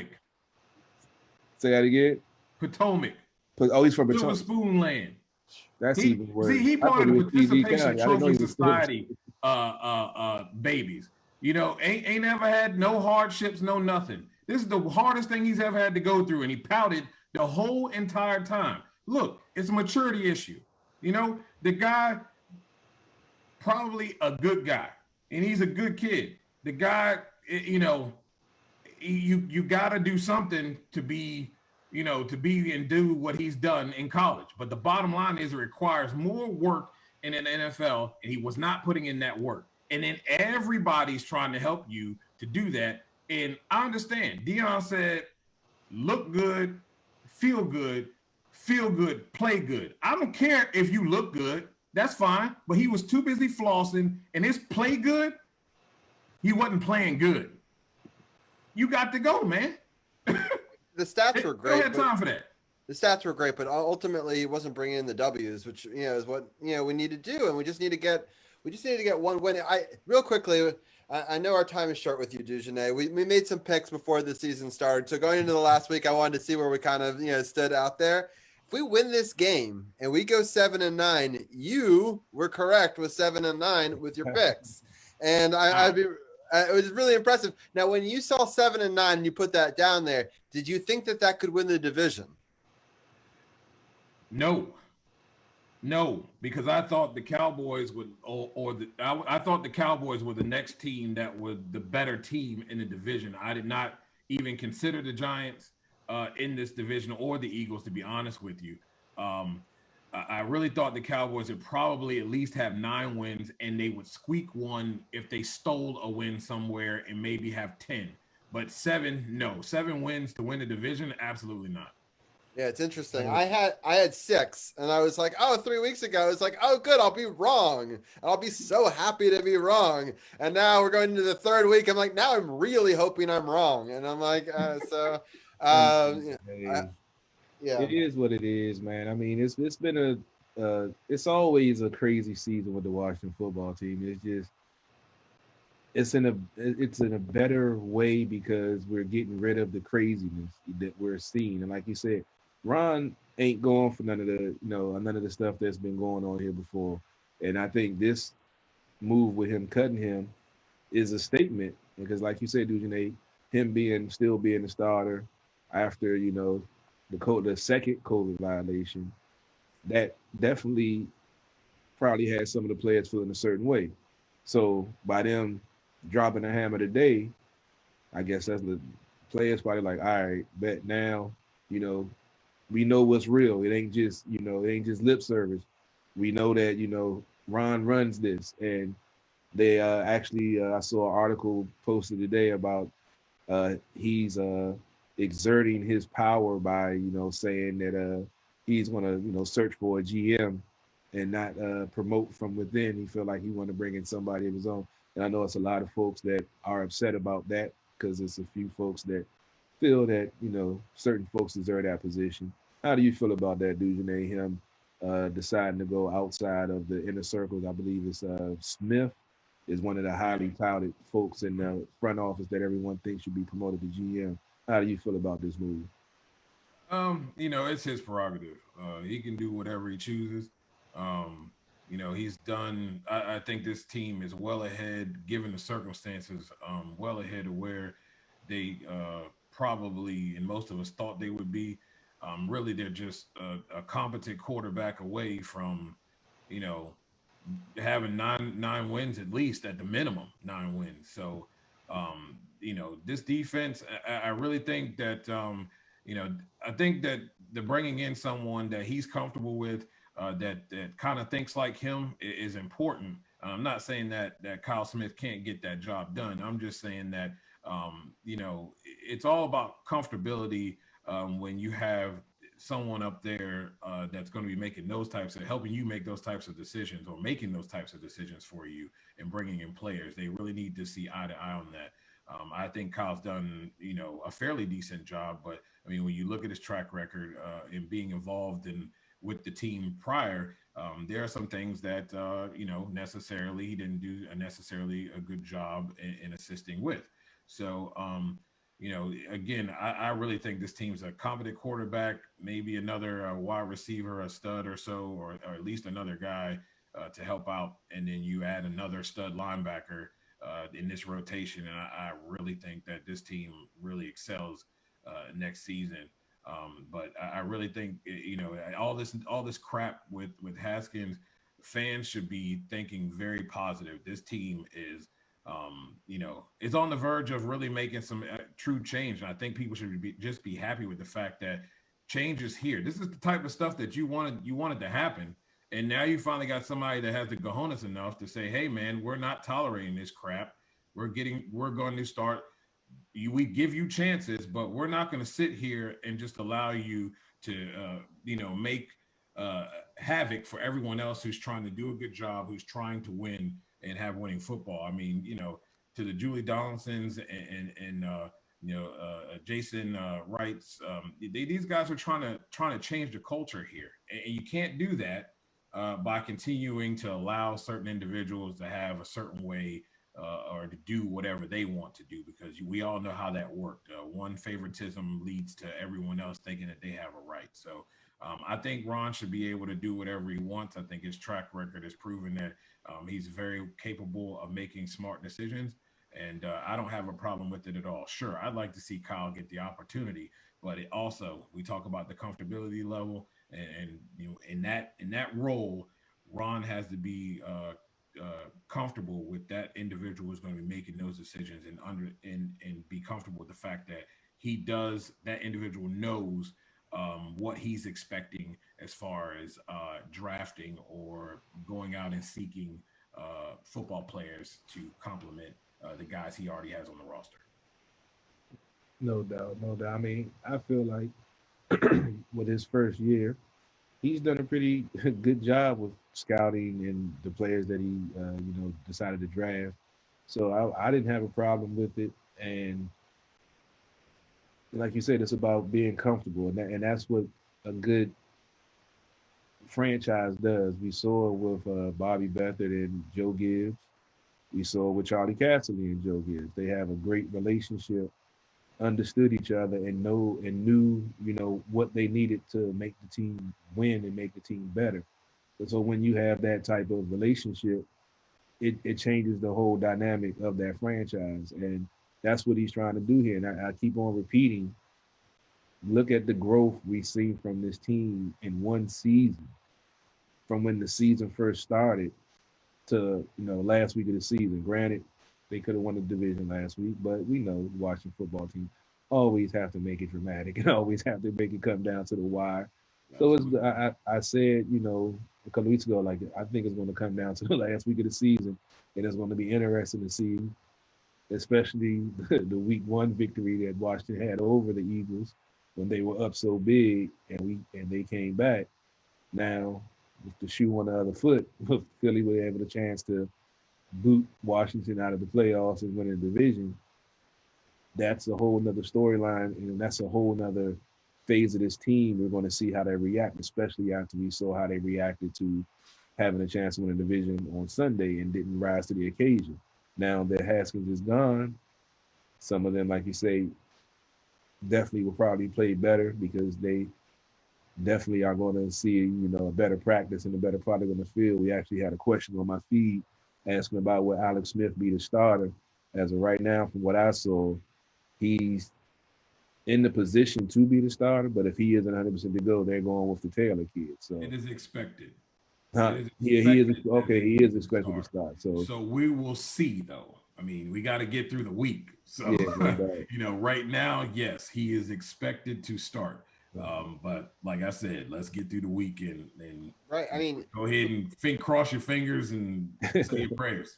Because one thing that's interesting to note is on Friday of last week, we thought that he could start. And then on Saturday, he did not have a good day. And then he didn't, and so I think it's important for people to know what you're saying, it could very much change day to day, especially if it's a leg injury and it's tightness in a muscle and you don't want to push it. But at this point, this is the game, right? I mean, if we don't win this game, there is no other game. So, but obviously this guy has meant a lot to the franchise, probably comeback player of the year. If he wins this game and wins the division, I don't see how he could not be the comeback player of the year.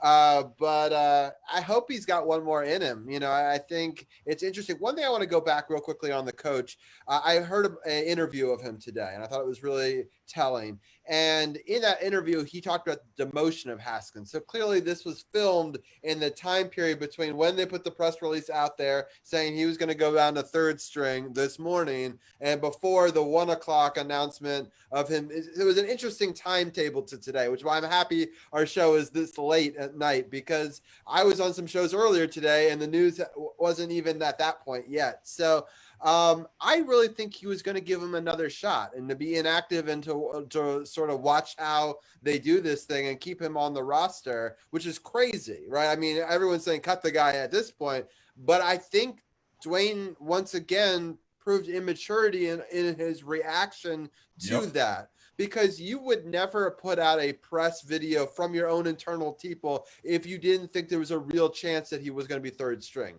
I think they believed it, that he was going to be third string going into next week and inactive. But he obviously didn't hear that. And it's disappointing because third string and inactive means that if Alex couldn't go, right, he would be one of those guys that, would at least have a chance to maybe step in and win a game at the end and prove all of his doubters wrong. But his immaturity once again, made it so that he couldn't do that. Now, this is not official stuff, but I'm just basing it on the timeline and releasing of these videos.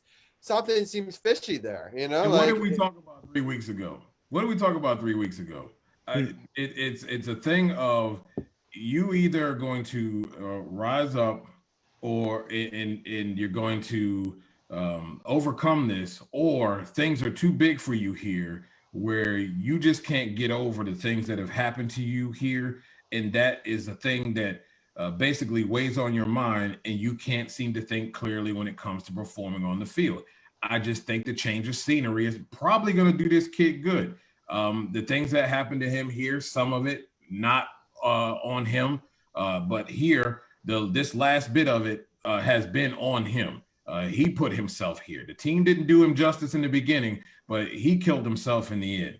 And those things you can either have issues, right? Or you can play well and have issues, or you can not have issues and not play well, but you can't do both and expect to have a job, Can't do it. So, it's just one of those things. And I just think right now in this situation, he doesn't have it between the ears to compartmentalize things and to use that negativity as fuel to motivate him to do things. And a lot of that is, like you said, maturity. And like I said, I stand by it. This is a product of participation trophies, guys. Teaching people that they can win at everything, even though when they're losers, and not going through adversity and understanding how to overcome that. And I don't think he knows how to do that. And at the first sight of things go wrong and don't go his way, you throw a temper tantrum and spit out the pacifier and you want to, stomp your feet because you're not getting your way. And that's not how it works. And that's been some of the problems as well with between him and his agent, whatever, throughout this whole process. And immaturity is a problem, and they're tired of it. So it's unfortunate. Hopefully he can get himself together and get a restart somewhere else, and he learns from it. But he's going to have to, or he won't be in this league very long. Real quickly, Duchesne, before I just had one more question for Duchesne before. I know we have to let him go soon. Do you think we can win if Alex Smith doesn't play? I just, or do you think that the moment this monkey on the back with the not winning in prime time and how we hadn't had a primetime game, and if it starts off badly, I think the Eagles could get some momentum, right? I think if we start off good, we'll crush the Eagles because they're just not going to try after because they'll probably want to stick it to Dallas anyway, right? So, but if they start off well and they have a chance to show us up on TV, I think that they would. So, what is your key to success, and do you think we could win without Alex Smith? I do actually. You got Antonio Gibson back. This kid understands the offense. I think his name is Heineke, whatever. He came in and gave a spark to this team in the fourth quarter, and a lot of people, including myself, felt like they should have put him in earlier. I think you have guys like Chase Young, Deron Payne. Those guys want to win. They eat, breathe, sleep winning. They know what's at stake, and in the big moments, guys like Chase have showed up. That defense will lead the charge. The offense will rally. And they'll, it may not be pretty offensively, but they will do enough to get a W. I don't think that that's far fetched. I mean, you look at it, the Carolina game. You don't have the dumb turnovers, and you don't have that muffed kickoff that goes in the end zone, giving them free 6 points there. That game's a lot closer. And if you pull him earlier, I mean, I'm not saying he's got some kind of killer arm, but he does enough he understands the offense and get the ball to the playmakers. And that's all you can ask for. I mean, the guy put points up when the starter couldn't do that for 3 quarters. So, yeah, I believe they can do it. They've surprised us a lot this year. I do not think with their backs against the wall, and they know that they're in control of their destiny. Those young guys that have fought hard all season and are really forging a culture of winning here, understanding and an attitude of winning, will not lay down and will not allow them for it to look like it was last week. I can guarantee you that. So, yeah, I'm going to say that they can win without Alex. If they have Alex, there's no doubt in my mind they will. Carol, what are your thoughts on that? I mean, I definitely agree. I mean, we saw when Haskins got benched, when Kyle Allen got in the game, the offense played better. Then we saw Alex get in the game, it took it to another level. Like I mentioned, last night they scored 40 points and 30 points in 2 weeks back-to-back with Alex at the quarterback, with the same personnel that Haskins had. So, I mean, this team has potential. This team has talent. We've seen it. It's a resilient team. They just, for some reason, can't get off to a fast start no matter who's at quarterback. Right. So once we can fix that issue, figure out the issue first, then fix it, this team is definitely going to be dominant and is on the right track to being a force in the NFC East again. That's not saying much with, the way this division turned out this year, but we can definitely see, as I mentioned, progress in one season. So imagine if things go back to normal next year and they can actually have training camp and actually have preseason. Then that's more preparation. So like we saw at the beginning of the season, it was like preseason. It was like training camp because they were still trying to get in the groove because they didn't have those warm-up games to get their stuff together. So once they, got their legs under them, we saw a better product on the field.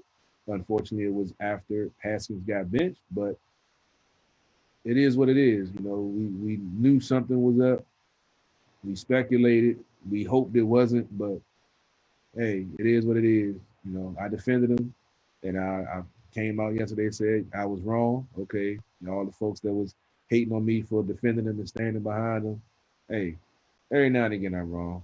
It happens. Doesn't happen. I think you're good to stand behind him. I think a true fan of the team supports anybody that's wearing their colors, right? And that's what I hate about, both. We talked about the Wizards fandom earlier in an earlier segment. We talked about the Washington football team here. There's too much infighting. We should all come together. And I saw her doing a post about we're all together now because he's gone. Hopefully that could be the push that this franchise needs. It sucks that we're going to unify behind this as our thing, but we need something to bring the team together. And for me, like, the one key to success is, I don't think it matters who's quarterback, but Terry McLaurin is such a difference maker on this team. And him not playing this week, I thought really showed up on, in a lot of facets, because he draws double teams, the slants. There's a lot of things that he does. And I think whether or not he plays this week could ultimately decide, the future of, whether we make the playoffs, maybe even more so than who's playing at quarterback. I think he's definitely going to try to go. I don't think there's no way that he's going to miss 2 weeks in a row with what's on the line. And like you say, him being a winner and wanting to win, I think if he can find a way to get on the field, he's going to be on the field. Even as a decoy, something, just like if you get us some plays. I mean, I think. I mean, it's good that, I'm not going to say it's good that he didn't play, but other players, especially knowing that he's not out there, know they needed to make plays. And in those situations, you're going to learn, and the players are going to learn how to adjust to those situations, because they were used to being the off guy because they're doubling him. Now you're getting true NFL coverage on you now because there is nobody to double. So I'm hoping that they use that as a learning experience, because I feel like this wide receiver core has talent and have a hell of a ceiling and can do some good things, because they have speed, they have shiftiness, they have elusiveness, they have open guys. As you get them open field, they're going to break somebody's ankles and take it 80 yards to the house. I'm just thinking with Scott Turner taking over the offense and getting his feet wet as offensive coordinator, I'm not saying it's hindering the offense, but I was hoping the learning curve of the new offense and him being a new offensive coordinator would merge together. But I feel like the offense has made progress, but in certain situations, his play calling hasn't. And we've seen when he has a lead, he definitely calls plays better. But real quickly, though, I think the running game is so crucial. I think he went away from it again. Like we've seen that's his issue. He has Jay Gruden syndrome. Right. If you get down 10 points, he decides, we got to start throwing the ball because we got to catch up. We can't get behind too much. No, 10 points is nothing in football, especially when it's the first half. They've came back from 24 down. I want a couple more gadget plays too. We've seen it work a couple of times this season, and then I don't want a lot of them, but I just something to mix it up. Also, more plays off of the same set. So, like, we run option plays, different routes. Where I think I really like the tight end. He does so much. He has so much versatility. He can throw, he can run, he can pass. I think we could use him in more situations than we do, to be honest, to try to get things movement out of the pocket, some trickery, just so they're not like feeding in on us all the time. But that's just me. I mean, valid point, but like you said, they have to start doing different things out of similar formations, and that's what he had. Scott Turner hasn't learned that yet. His dad was a genius at that. Right. He would set you up with the same play here, running. You do a running play. You keyed up for it. Next thing you boom, play action. Michael Irvin to the house, 80-yard touchdown. So he hasn't developed that, but for some reason he decides to go away from the run way early. And I don't like when they on third down and you in shotgun all the time. I'm like, can we line up in our formation just once, please? Can we get some smash mouth football, please? I'm tired of seeing this trying to outthink the other team. Sometimes you got to man up and out-muscle the other team and show them who you are, just like we see our defensive line do. And the offensive line has that potential, but you have to run the ball to make that happen. Dude, what do you say? Yeah, I mean, they got away from it too early. And we see when they've had that offensive success in the running game, they've stuck with it. The offensive line gets physical, and they're allowed to, get in that rhythm, and not be in that pass blocking mode all the time. do anything but just stay away from the wide receiver screens. I mean, and it's not so much that they're there, it's the fact that you do them at the most like odd times. It's like, why would you throw a screen there when you just had a nice 12-yard run?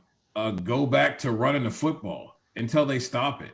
And then, like you said, do some other things out of it. But yeah, they got away from that way too early, too soon. They weren't down by much.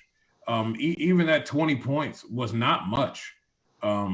You just didn't do yourself any justice by going out there and trying to wing it all over the field like that. They kind of just knew exactly what you were doing, which didn't help. And we've seen that a few times this season. Too many times. We've seen that too many times over the last 6 years with Jay Gruden. Mm-hmm. But it's going to be an interesting final game of the season. I'm thinking that this team is going to be motivated. I'm thinking they're going to be ready. I'm thinking coach is going to have them ready. I think he done laid into them probably all day today, probably because they off tomorrow, and probably I'll say 75 to 90% of the guys want to beat it tomorrow. The other ones ain't there because they in treatment probably. But I think they're definitely going to come out motivated. I think they definitely going to come out ready to play. And if Alex can go, like you say, dude, I feel if he can go, I think that it's basically, I'm not going to say guaranteed that they're going to win against the Eagles, but it gives them a great opportunity and a great chance to win. If the Taylor kid, I'm about to watch his fourth quarter action after we finish the show, because I want to see what the kid did. I saw with Haskins. I don't really need to see that. So I'm going to watch that footage after the show and see what it do. But I definitely think this team is going to be ready. Defensively, definitely. Offensively, I'm thinking Alex is going to come out there motivated, like you say, comeback player of the year, everything he's went through, team on the verge of the playoffs. I think he's going to come out there and do the damn thing. And I'm going to jump out there. I'm going to say if Isaiah Wright gets in the game, he's going to make an impact play in week 17 against the Eagles. What do you say about this upcoming game, Dude? I think they can win. I think it's going to be a close one. It won't look pretty.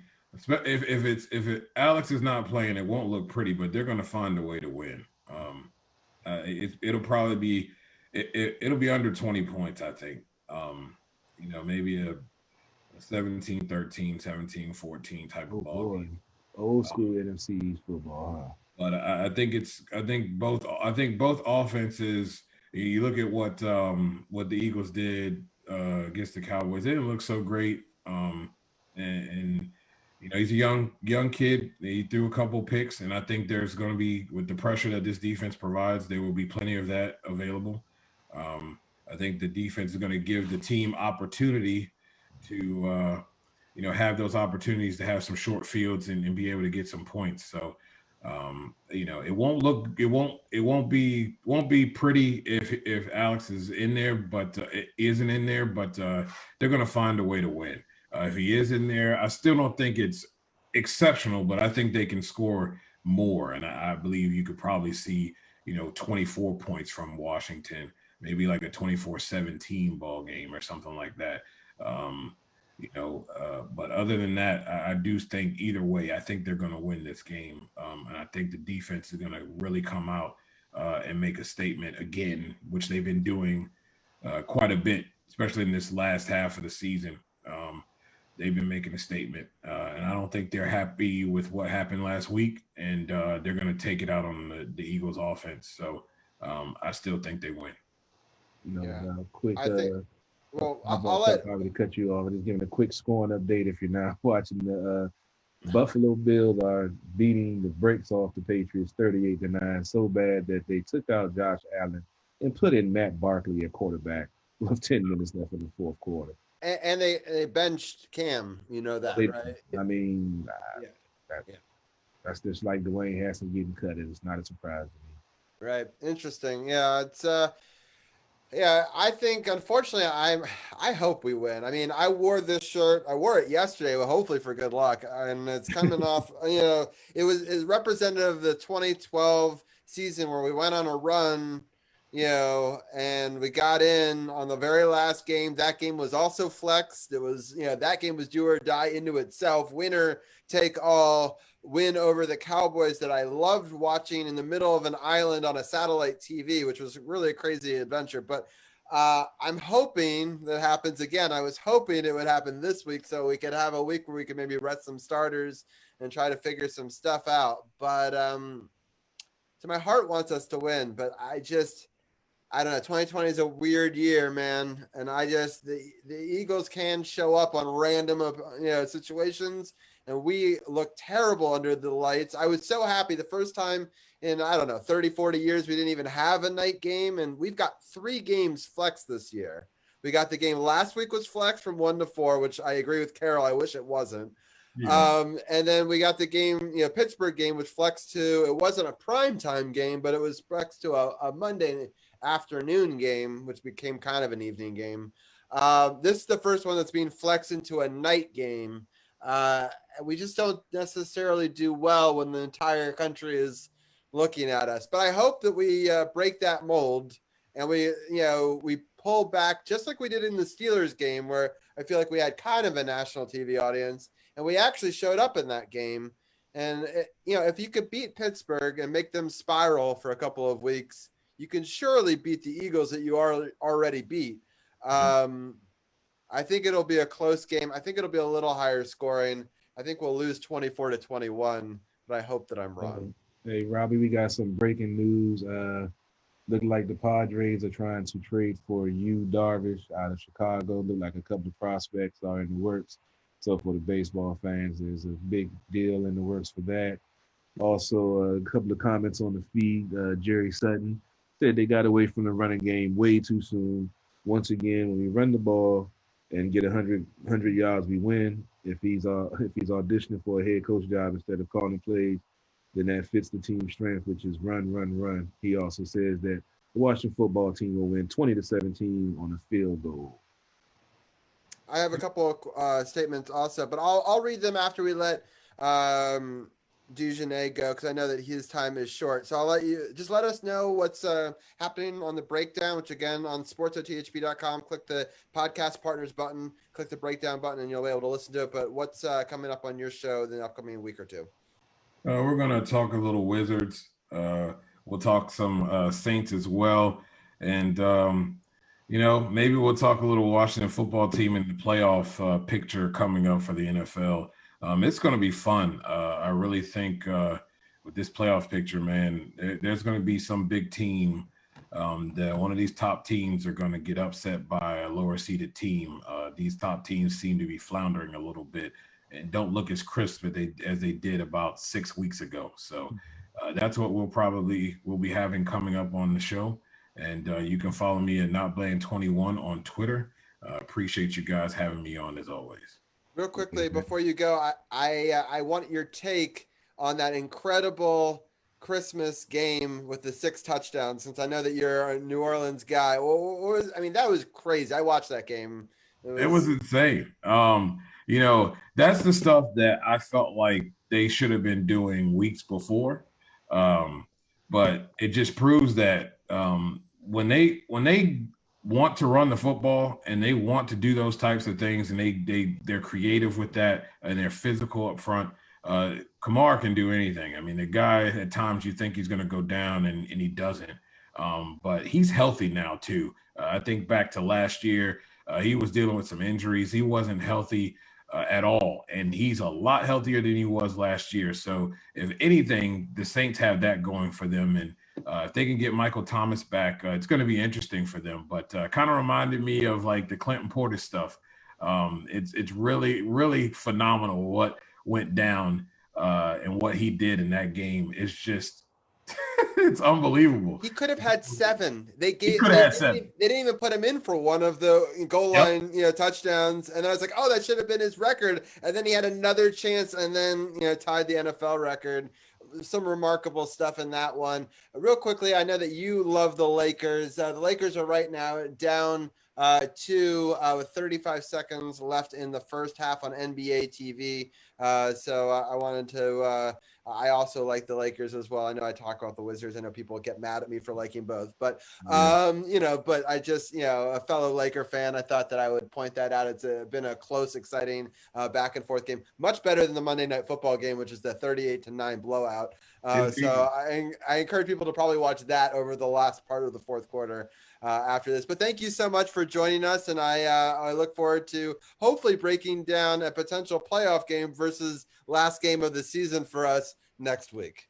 That would be fun. That would be fun. Thank you, guys. All right, dude. Take it easy, bro. I'll let you later on, man. All right, brother. All right. So that was great. So, Carol, real quickly, I just wanted to talk a little bit about the NFL playoff picture. We didn't get a chance to talk with the guys about it during the break. I know that DC's People's Champ is on the line still. Can we bring him in and just do like a quick little talk about that? Are you cool with that? Yeah, let me get y'all switching that seat, man. I know. That's why I'm asking you at least. I didn't I got the graphics and software going over here. But yeah, go ahead, bro. Go ahead and bring in DC's People. I didn't know he was still on the line. Yeah, we kept him in as a back pocket, like an ace in the hole, right? You never know. It could just need a champion, and here he is. No doubt. So real quickly, I know Brian talked about it on his podcast, so I don't want to take some of the shine. Definitely check out upon further review with Brian Brennan. But I thought it was just interesting talking about the playoff picture going into last week. I also talk about fantasy and give you a little love, Carol, for your domination so far. Right now, as it stands in the pick'em, you have your 99.9 percentile going into the last week. We're a total of 166 points. You outpaced me by 16 points, and I'm in fifth place. Right now, you are 10 points up on the number 2. So I plead with you, make your picks now and lock them in. Even if you want to change them later, that's fine. But don't pull what you did last. I always do it Tuesday morning. I always put them in after I look at the stats on my fantasy football. I always put the picks in no matter what. Then I go back and alter them through the week. Good. Because I remember fumble the ball on the last week of the season this year. That's good. So, but that was impressive. You got 10 wins this week. Right now, I got 11. DC's People's Champ is at 11 as well. And it looks like we're going to hit that 12 mark in just a second because I don't see a comeback happening in this one. Buffalo too, so yeah, so exactly. Only one person picked the Patriots, and there's no one on this podcast, so I won't call them out too much. So anyway, so I thought that was really cool. So congratulations. I know each year you've been doing better, and I just wanted to give you some shine on that. I know that it's a tough matchup. Are you in the fantasy? Did you make it to the finals? What happened? Man, my running backs killed me. I had Tristan McCaffrey, Gaskin from the Dolphins, Joe Mixon, and it's like every running back I picked up, this guy hurt, and then I got no production out of my tight end. My wide receivers was great. Ben Roethlisberger went on the 3-game losing streak, which pretty much put me out the playoffs. So I'm just in the consolation game, so I can hang my hat on being, I believe I'm ranked number 575 in the world, Craig, in the pick'em. I just wish I had some money to put up the go gamble with. I could have made some money off of these damn picks. That's amazing. That's awesome. All right, real quickly, I know we don't have a lot of time left, but I just wanted to go into the wild card race and where things stand in each of the divisions. And then I'll get your take on sort of going into the last week, what you think is going to happen, how it's going to shake up. I'll get each of your thoughts there on that. So the AFC, we'll start there, and then we'll come into the NFC. AFC leaders, Kansas City, they've clinched. Pittsburgh, 12-3. Buffalo, about to go also to 12-3. Tennessee, 10-5. And then the wild card, Miami has 10-5, Baltimore 10-5, Cleveland 10-5, Indianapolis 10-5. They all have the same record. So it's really going to come down to this last week. So let's talk about the matchup. So right now, Tennessee doesn't have the division, right? Because if they lose their last game and Indianapolis wins, Indianapolis goes from outside of the playoff picture as it currently is, as their fourth and wild card, all the way up into taking that division. So Tennessee is going to be playing Houston at 4:25. I'll get your guys' thoughts on that. Do you think, Carol, do you think Tennessee takes care of business on that one? Definitely. I think they definitely will. They know what's at stake. They're going to feed Derrick Henry and Houston's defense isn't really that good. And People's Champ, what are your thoughts on that one? Yeah, Tennessee's got that one. Period. Tennessee's got that one. All right, the next game is the Miami game. So Miami plays at Buffalo. So this game is for maybe a little bit of jockeying for seeding, but it doesn't matter nearly as much because Buffalo will have clinched by that point, right? Because they're 12-3, yeah. And so, but still, Miami needs to win that game. It's a tough matchup. It's actually both teams have played very well this year, as we just watched. Buffalo manhandle the Patriots. I'll start off. I'll go back and forth each one. So I'll start with People's Champ on this one. What are your thoughts on this Buffalo-Miami game? It's interesting because with Miami, I mean, Tua has been just absolutely amazing, except for this last game where he got benched for Fitzmagic, and they were able to pull it out. But they're sticking with Tua. So it'll be interesting to see what happens with this one. I think Miami can pull this one out. Maybe if Tua can actually play better and not have to be pulled for Fitzmagic. But yeah, that's what I'm feeling on this one. Is I think that Miami can pull this one out. All right, Carol, what is your take? It's actually going to come down to what Buffalo decides to do, if they decide to rest their starters or not. Because if they put their starters out there, I've been watching Miami. Like I said, they had their running back Gaskin, and I don't know because it depends on if they play their starters. Because Buffalo's playing some good ball right now, and Josh Allen is developing as a hell of a quarterback in this league. So they're a dangerous team. Miami's hungry, trying to get, like you say, into the playoffs. Buffalo pretty much about to win the division if they haven't clinched tonight. I haven't seen nothing come up on the TV yet. They've clinched. They just that means they clinched. Yeah, so it's going to depend on who Buffalo, if they decide to play their starters for the whole game or play it for the half.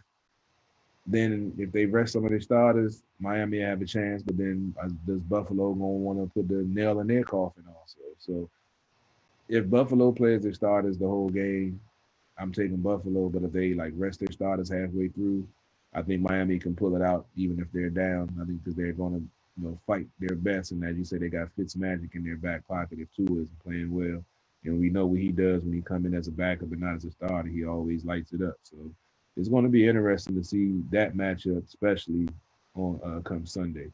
Yeah, so it's really interesting because Pittsburgh and Buffalo both have 12 wins. So obviously getting that extra win would usually mean that you don't have to play in the first round. But because this year there's 3 wildcard teams instead of 2, it matters a whole lot less. So I could see them, maybe resting their starters because getting the second or third pick doesn't matter. You still have to play that same week versus if you're going to get a week of rest, you kind of go hard for this, then you get your week of rest. So it kind of changes a little bit of the dynamic there in my mind. I think Fitzmagic is so incredible. It's just an interesting story. I mean, he's come in for so many different teams over so many years. I think that a movie's going to be made about him someday. I just think he's such a legendary guy. It's such a weird story, right? He can't play well from the starting position, but he's like a closer in football. It's just such a unique thing that I feel like I haven't seen in modern football. I just feel like he's going to be the answer to so much trivia, and he's going to be so much more famous than he probably should be, right? Because it's he already is the answer to trivia. I think he started for 9 teams. I think that's the NFL record or something. Or maybe I think I looked it up. It was 8. He has 7 kids that he's done. 7 kids over 8 teams that he's with the same woman. But yeah, so it's just been interesting to see obviously each one has their own different hometown, I guess. So it's just it's a crazy story. He does have that record. You are correct. All right, going back through this, we've already done the Tennessee game. So the next one is the Cleveland-Pittsburgh game, which again is interesting. Pittsburgh could have potentially knocked Cleveland out if Indy is able to win their game, which I think that they should. I mean, they're playing Jacksonville, and Jacksonville has nothing to play for, right? So that game I'm less excited about. But this Cleveland-Pittsburgh game, Pittsburgh can potentially knock a rival in Cleveland out, but I don't know if they're going to be starting their people. So I'll start off with Carol. What are your thoughts on this matchup? This is definitely going to be an interesting matchup because Cleveland had a chance to beat Pittsburgh earlier this season and didn't. And they're fighting for their playoff lives. Baker Mayfield's been playing some good ball. Their defense has especially been balling out. And that two-headed monster of Nick Chubb and Kareem Hunt, I mean, we saw what they did to the Washington football team. So with Pittsburgh playing the way they played, they, you know, I ain't gonna say they lucked up and came back and won yesterday, but they were down a nice amount. They were able to come back. So I don't know if they still have that same swagger they had before, but I think Cleveland might have a number this time. It's interesting. The Ravens fans were rooting for the Steelers because it meant that they would then control their own destiny with Indianapolis losing that game because they had the tiebreaker. So I wonder if that extra Ravens luck got them over the edge in that clutch period. But People's Champ, what are your thoughts on this matchup? Before I get into my thoughts, it just was announced that with the Bills win tonight, this was the first time in 21 years that the Bills were able to sweep the Patriots in the season. So congrats to the Bills on that one. Now, on this one right here, I think that Cleveland might have a chance in this one because Pittsburgh's already in as the number 2 seed. So they may rest a lot of starters because they're already in. Whereas Cleveland is fighting for a wild card spot. So they're going to play their starters. There is a strong possibility that Cleveland can catch Pittsburgh slipping because remember, before this past Sunday, Pittsburgh was on a losing streak before they actually got a victory. So they're a little bit hot and cold. And Cleveland can catch them slipping, resting starters for a potential playoff matchup in the next week. So they may catch them slipping and be able to beat them to get into the playoffs. So I would strongly go with Cleveland on this one because of the fact that Pittsburgh may not even play a lot of their starters just to get ready for the next week. I'm not going to go into the Indianapolis game really because I think we all are going to agree that Jacksonville's going to win that game. Does anyone feel differently about that?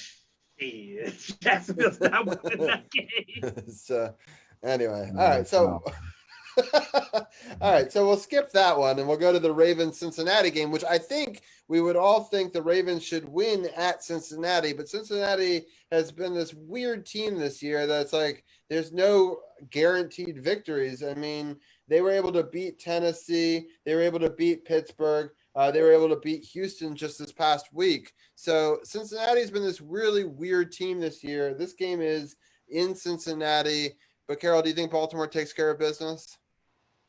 Yeah, I think Baltimore's going to take care of business. Lamar Jackson, sick. The running game with the rookie Bookings, I believe he scored a touchdown in 5 straight games. Their defense, we already know that it's always one of the top defenses, at least top 15, top 10 in the league. So I think, they're going to definitely have the ability to get against the Bengals. All right, and People's Champ, what's your thoughts on that one? Rosa Parks said it best when she got on the front of the bus way back when. Nah, Cincinnati's not winning this game. It's not happening. No, Baltimore's on a different level than Cincinnati, and because of that, I think they take care of business to get into the playoffs. And Cincy's just out of here. Cincinnati might make it something of a game, maybe, but I think Baltimore in the end they take care of business to get into the playoffs. All right, so we broke down all 5 of them: Tennessee, Miami, Baltimore, Cleveland, Indianapolis. So those are 5 teams for 4 spots. Do we think that it stays the way it is right now and they all win? And if that happens, Indianapolis is out, or do you think one of those teams loses and misses out of the playoffs? I'll start with Carol on that one. That's a good one. I'm thinking they're gonna play out the way. I don't know, Robbie. 2020. I can't even call it, man. I don't know, man. I don't know. DC's People Channel. What do you? I can't even think about it. It's been such a crazy season. What do you say, DC's People Channel? Listen. I'm right there with you, bro. I can't even call it with this year. I can't even call it. I honestly just don't. I just don't know. I really don't know, given the year and how things have played out. I don't know. I don't know. I really don't. I really don't. I can't call it. I think the playoffs are going to be crazy. So I don't even know, man. I don't I know. think Buffalo is the one that actually, they end up beating Miami, and Miami gets knocked out, and the rest of them go in. That's my thought is Buffalo beats Miami, so that means that they don't get the win, but Baltimore, Cleveland, and Indianapolis all do, and they get that last spot.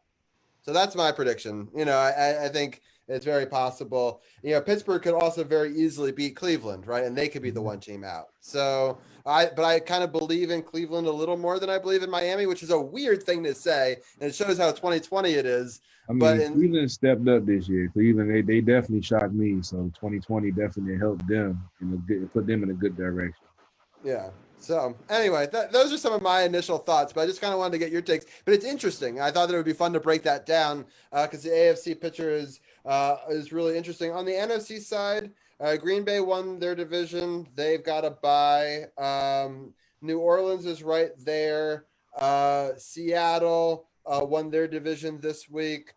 There's this big question mark. Washington wins, they're in. They lose, it's the winner of the Cowboys and the Giants will win.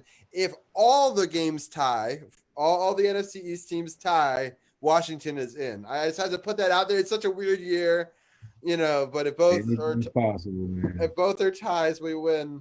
But if we have the same record as the Giants, ultimately, they have the tiebreaker over us. And if we have the same record as the Cowboys, we own the tiebreaker over them. So Tampa Bay has solidified their wild card spot with a 10-5 record, but then Rams, Chicago, Arizona.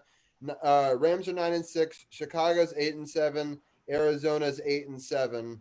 So Arizona plays the Rams. So that makes it pretty easy. If Arizona wins and Chicago loses, both them and the Rams could be in. So Chicago plays Green Bay, but I think Green Bay will rest a lot of their players. So I think Chicago. I think they got the first round bye, so maybe they might play them all. Maybe. That's a true point.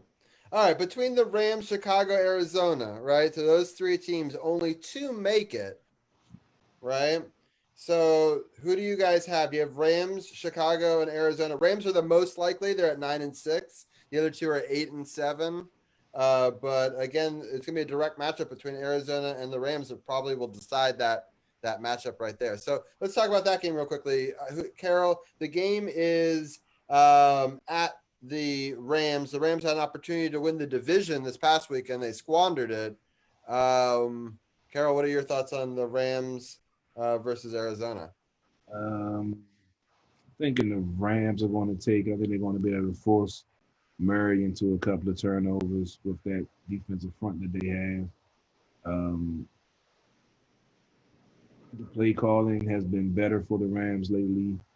They've been more consistent, and I just think they're going to be able to cause enough havoc for Kyler that the Rams are going to take this game and keep the Cardinals from making the playoffs. All right. What are your thoughts, Champ? Well, the Rams are not going to have Goff. He's out. He had surgery on his broken thumb on his throwing hand, so he's out. Kyler Murray is most likely not going to play. He has a lower leg injury, so you're going to have two. Huh? I missed all of those updates. I'm glad you said something. I've been so busy at work. I've been so focused on Washington, I didn't even peep that stuff. So, hey, good catch, defense people champ. That's why you the champ, baby. My man. But no, like I said, you're not gonna have Goff in this game, in a must-win game, and you're most likely not gonna have Murray because he has a lower leg injury. So you're gonna have two quarterbacks on each side.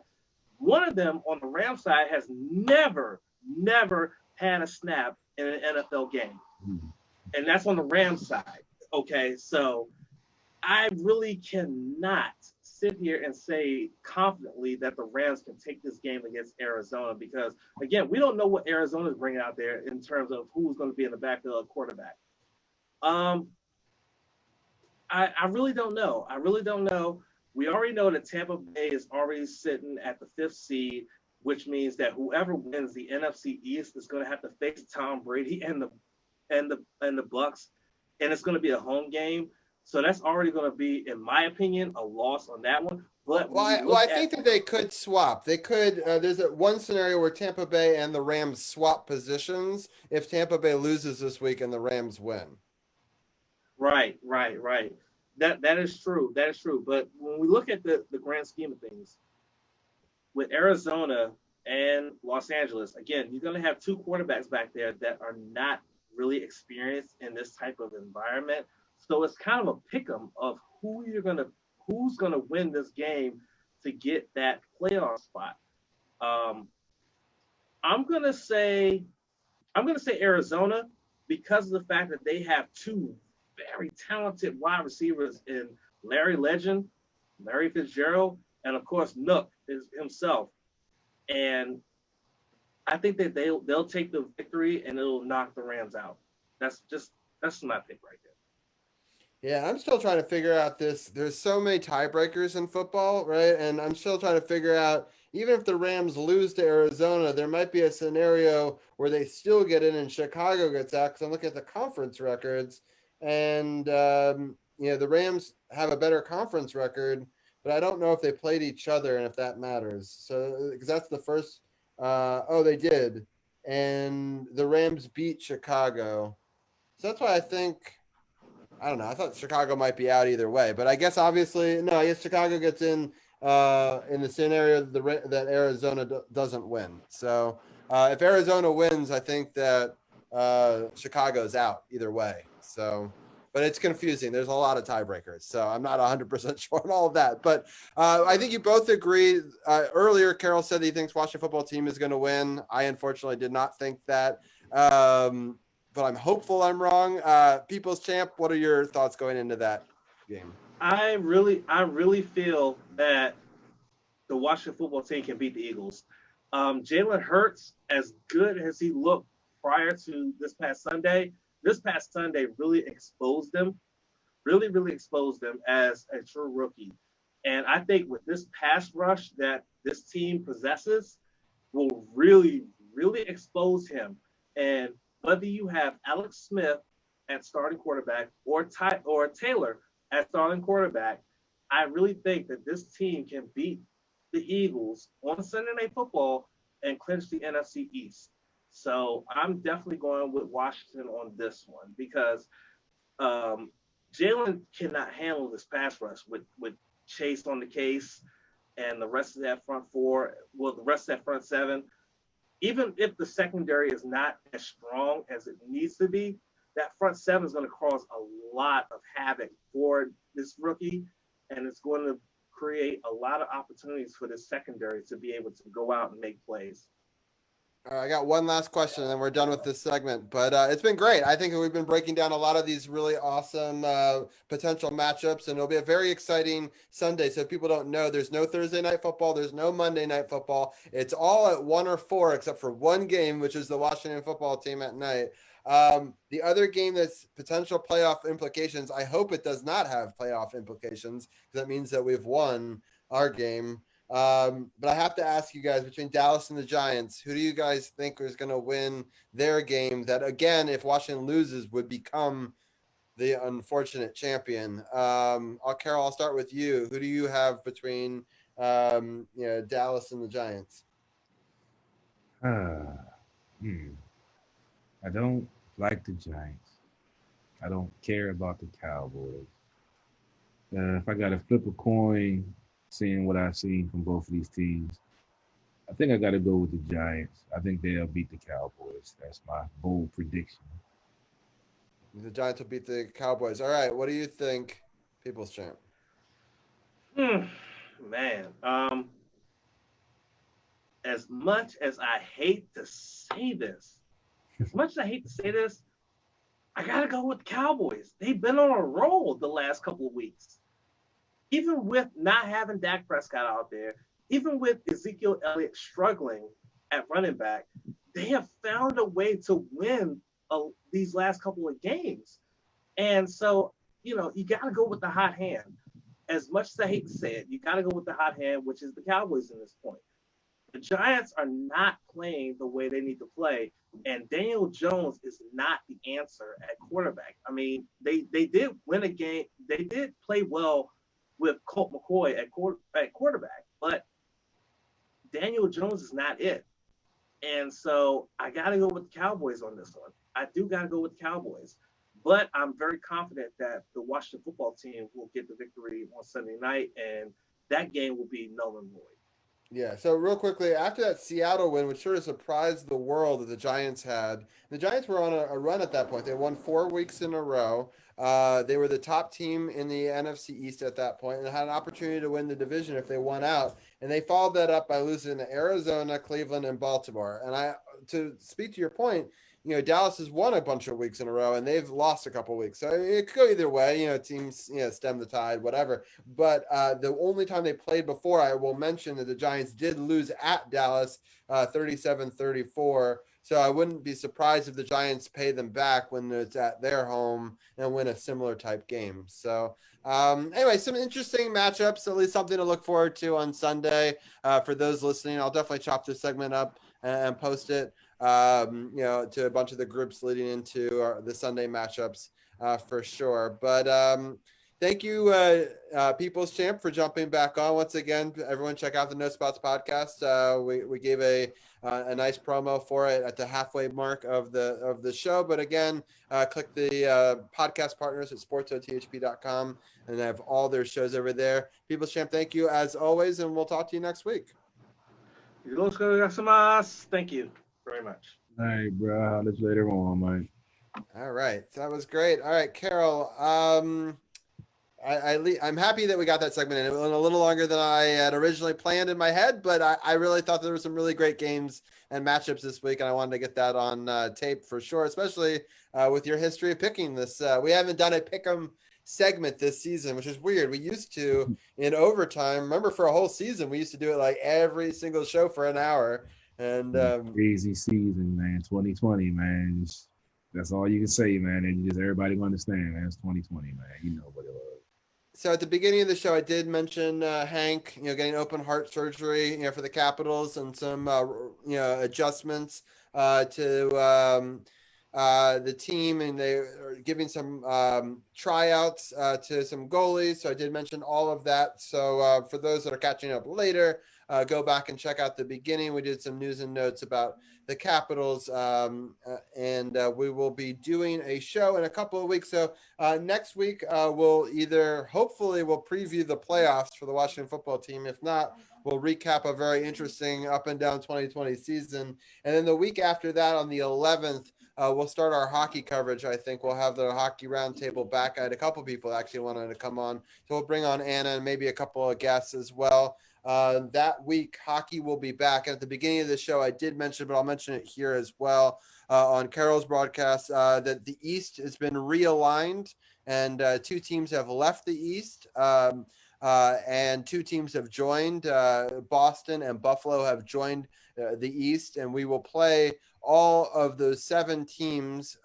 Carolina and Columbus have left the Metro, as what we used to call them, and it's going to be Pittsburgh, Philly. The 3 New York teams are all together for the first time in, I think, 50 years, which is Buffalo, Islanders, and Rangers. That Buffalo Boston rivalry is 50 years old. It's the oldest rivalry in hockey, so that stays together even though they weren't, they've switched divisions together. And it'll be interesting matchups to see, obviously, Philly and Pittsburgh. I'm happy to see that they came to their senses and didn't put Pittsburgh in the Central. There was talk about that at one point. We also talked about how in the Central, the 2 teams that were in the Stanley Cup Finals will play each other 8 times because now Dallas and Tampa Bay are in the same division, which is crazy. There's going to be a North Division for the first time in the history of the NHL. A division will have all Canadian teams because they can't cross the border.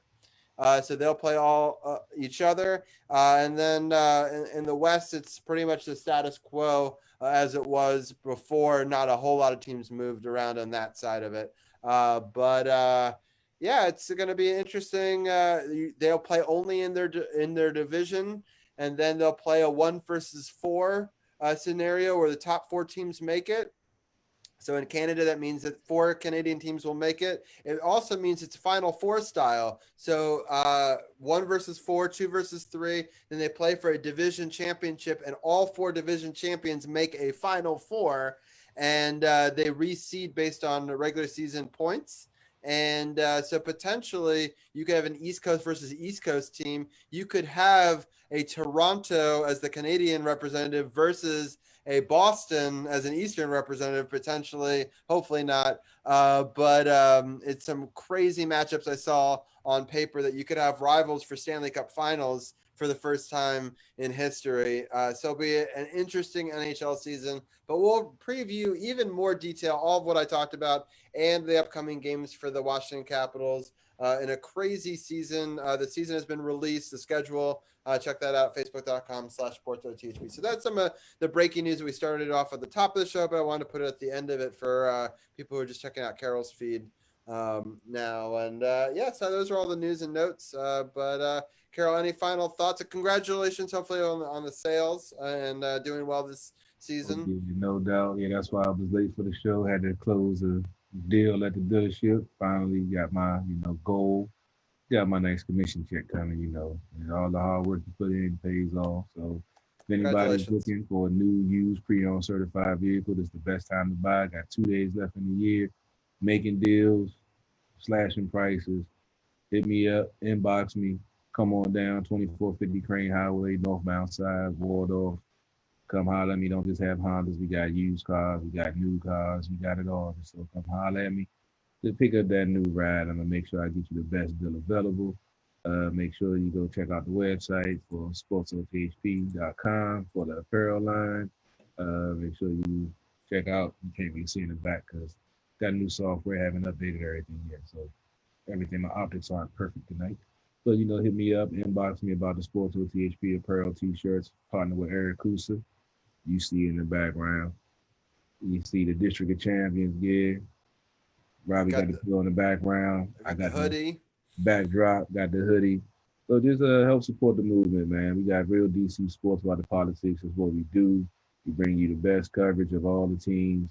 I done had a lot of folks on my Facebook feed. I done had some folks on the YouTube and the Periscope. So appreciate all the love and support. Oh, before we go, I did want to give a couple shout outs. We never did that after the Dugenais segment. Real quickly, I just wanted to thank Mark Moore for commenting. Also, Tavon Fennell, he jumped on for a little bit. He said, believe. He just he said that he picks Dallas for his pick on that one between him, but he hates that. And he said that Daniel Jones is the white Haskins. So that's funny. Andy Dalton is not a chump. So he said, and then Mark Moore said that Carolina came out in the third quarter and ran 7 minutes on the clock. That's true. And he knows how these division games could go. So he's a little worried about that. So I wanted to thank everyone for tuning in on the live feed. I'm sorry I didn't get those questions in. We were having such a deep conversation with Dugenais.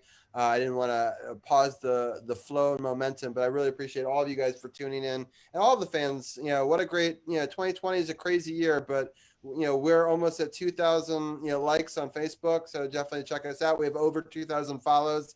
We've been growing. It's been a crazy season 5 so far. So I really appreciate, we're 22 weeks into this crazy season 5 where it's been all COVID and all the crazy stuff that's happened, but it's been fun to report on it with you, Carol. But I'll let you give your final take, but I just wanted to give some of those guys some shout outs. 22 weeks. I don't even remember we did that many shows. Between At the Bar Radio on Sundays doing 4-hour shows, we doing 2.5, almost 3-hour shows on here. I lose track, bro. But like he was saying, man, appreciate all love and support. Like I said, he almost did 2,000 likes on the Facebook page, already over 2,000 follows. I'm getting some nice subscribers. Just hit 100 subscribers on my YouTube channel. Go check that out. Where I'm streaming at now on my Periscope page and getting some nice views. So just appreciate all love and support, man. Share it, like it, tell folks about it, man. We got a good product here. We got some of the best sports coverage you're gonna get in this area, especially with this BS DC sports media. You got folks all of a sudden saying, "Oh yeah, Haskins wasn't the answer," when they was, defending him like I was, but I'm man enough to come on the air and be like, hey, I was wrong. They gonna try to spin it like, yeah, we told you all the time. Like you can't go back and rewind the stuff they say. But that's neither here nor there. That's why we DC sports are the politics, because we just don't do that here. But appreciate the love and support. Hope everybody stays safe for the new year. You know, hoping and praying for a better 2021. It's been a crazy roller coaster ride for everyone, myself included, and everyone. So just stay safe. You know, love your family, love your folks, and just keep tuning in, man. We appreciate the love, appreciate the support, and we want to keep on doing it until we get picked up by that big network or until I'm able to finance the whole operation, which is what I'm planning to do. So, like as always, appreciate y'all checking us out. A little later tonight, but you know, hey, it's what we do. When you're on the studio and on the network, you can pretty much do whatever the hell you want. Exactly. So I'm gonna get out of here. I gotta drop the video before I get out of here. Renegade. Before you do, I just want to say I hope that the Washington football team proves me wrong and they show up on the brightest of lights. You know, I've been harsh on them this whole week, you know, and then on this show, but you know, I have nothing but love for the team. You know, I'm still wearing this, you know, the colors, you know, whatever we want to call ourselves, whether it be the Redskins or the Washington football team. You know, I hope that they can perform. I hope the Wizards can perform, because I would like to cover a show where it's not 0 for 5 and you know, and loss. We didn't really cover the previous week's loss that much, you know, in this week's show, but you know, that was a game that we kind of saw was going to go that way in some ways, but this was the game that they needed to show up for and they didn't, and that was disappointing. And hopefully they can prove some of the haters wrong this week and put a good product out on the field on national TV. No doubt, no doubt. I want to end the show with Renegade 703 Money Convo. Over 7,000 views on YouTube. We've had over, I can't even, like over 70,000 streams on all the streaming platforms. So go check it out. Got a lot in the works. Stay tuned for so much more. DC Sports about the politics. It's not just a catchphrase. It's not just a motto. It's what we do. CP3, live from the lab, and I'm out.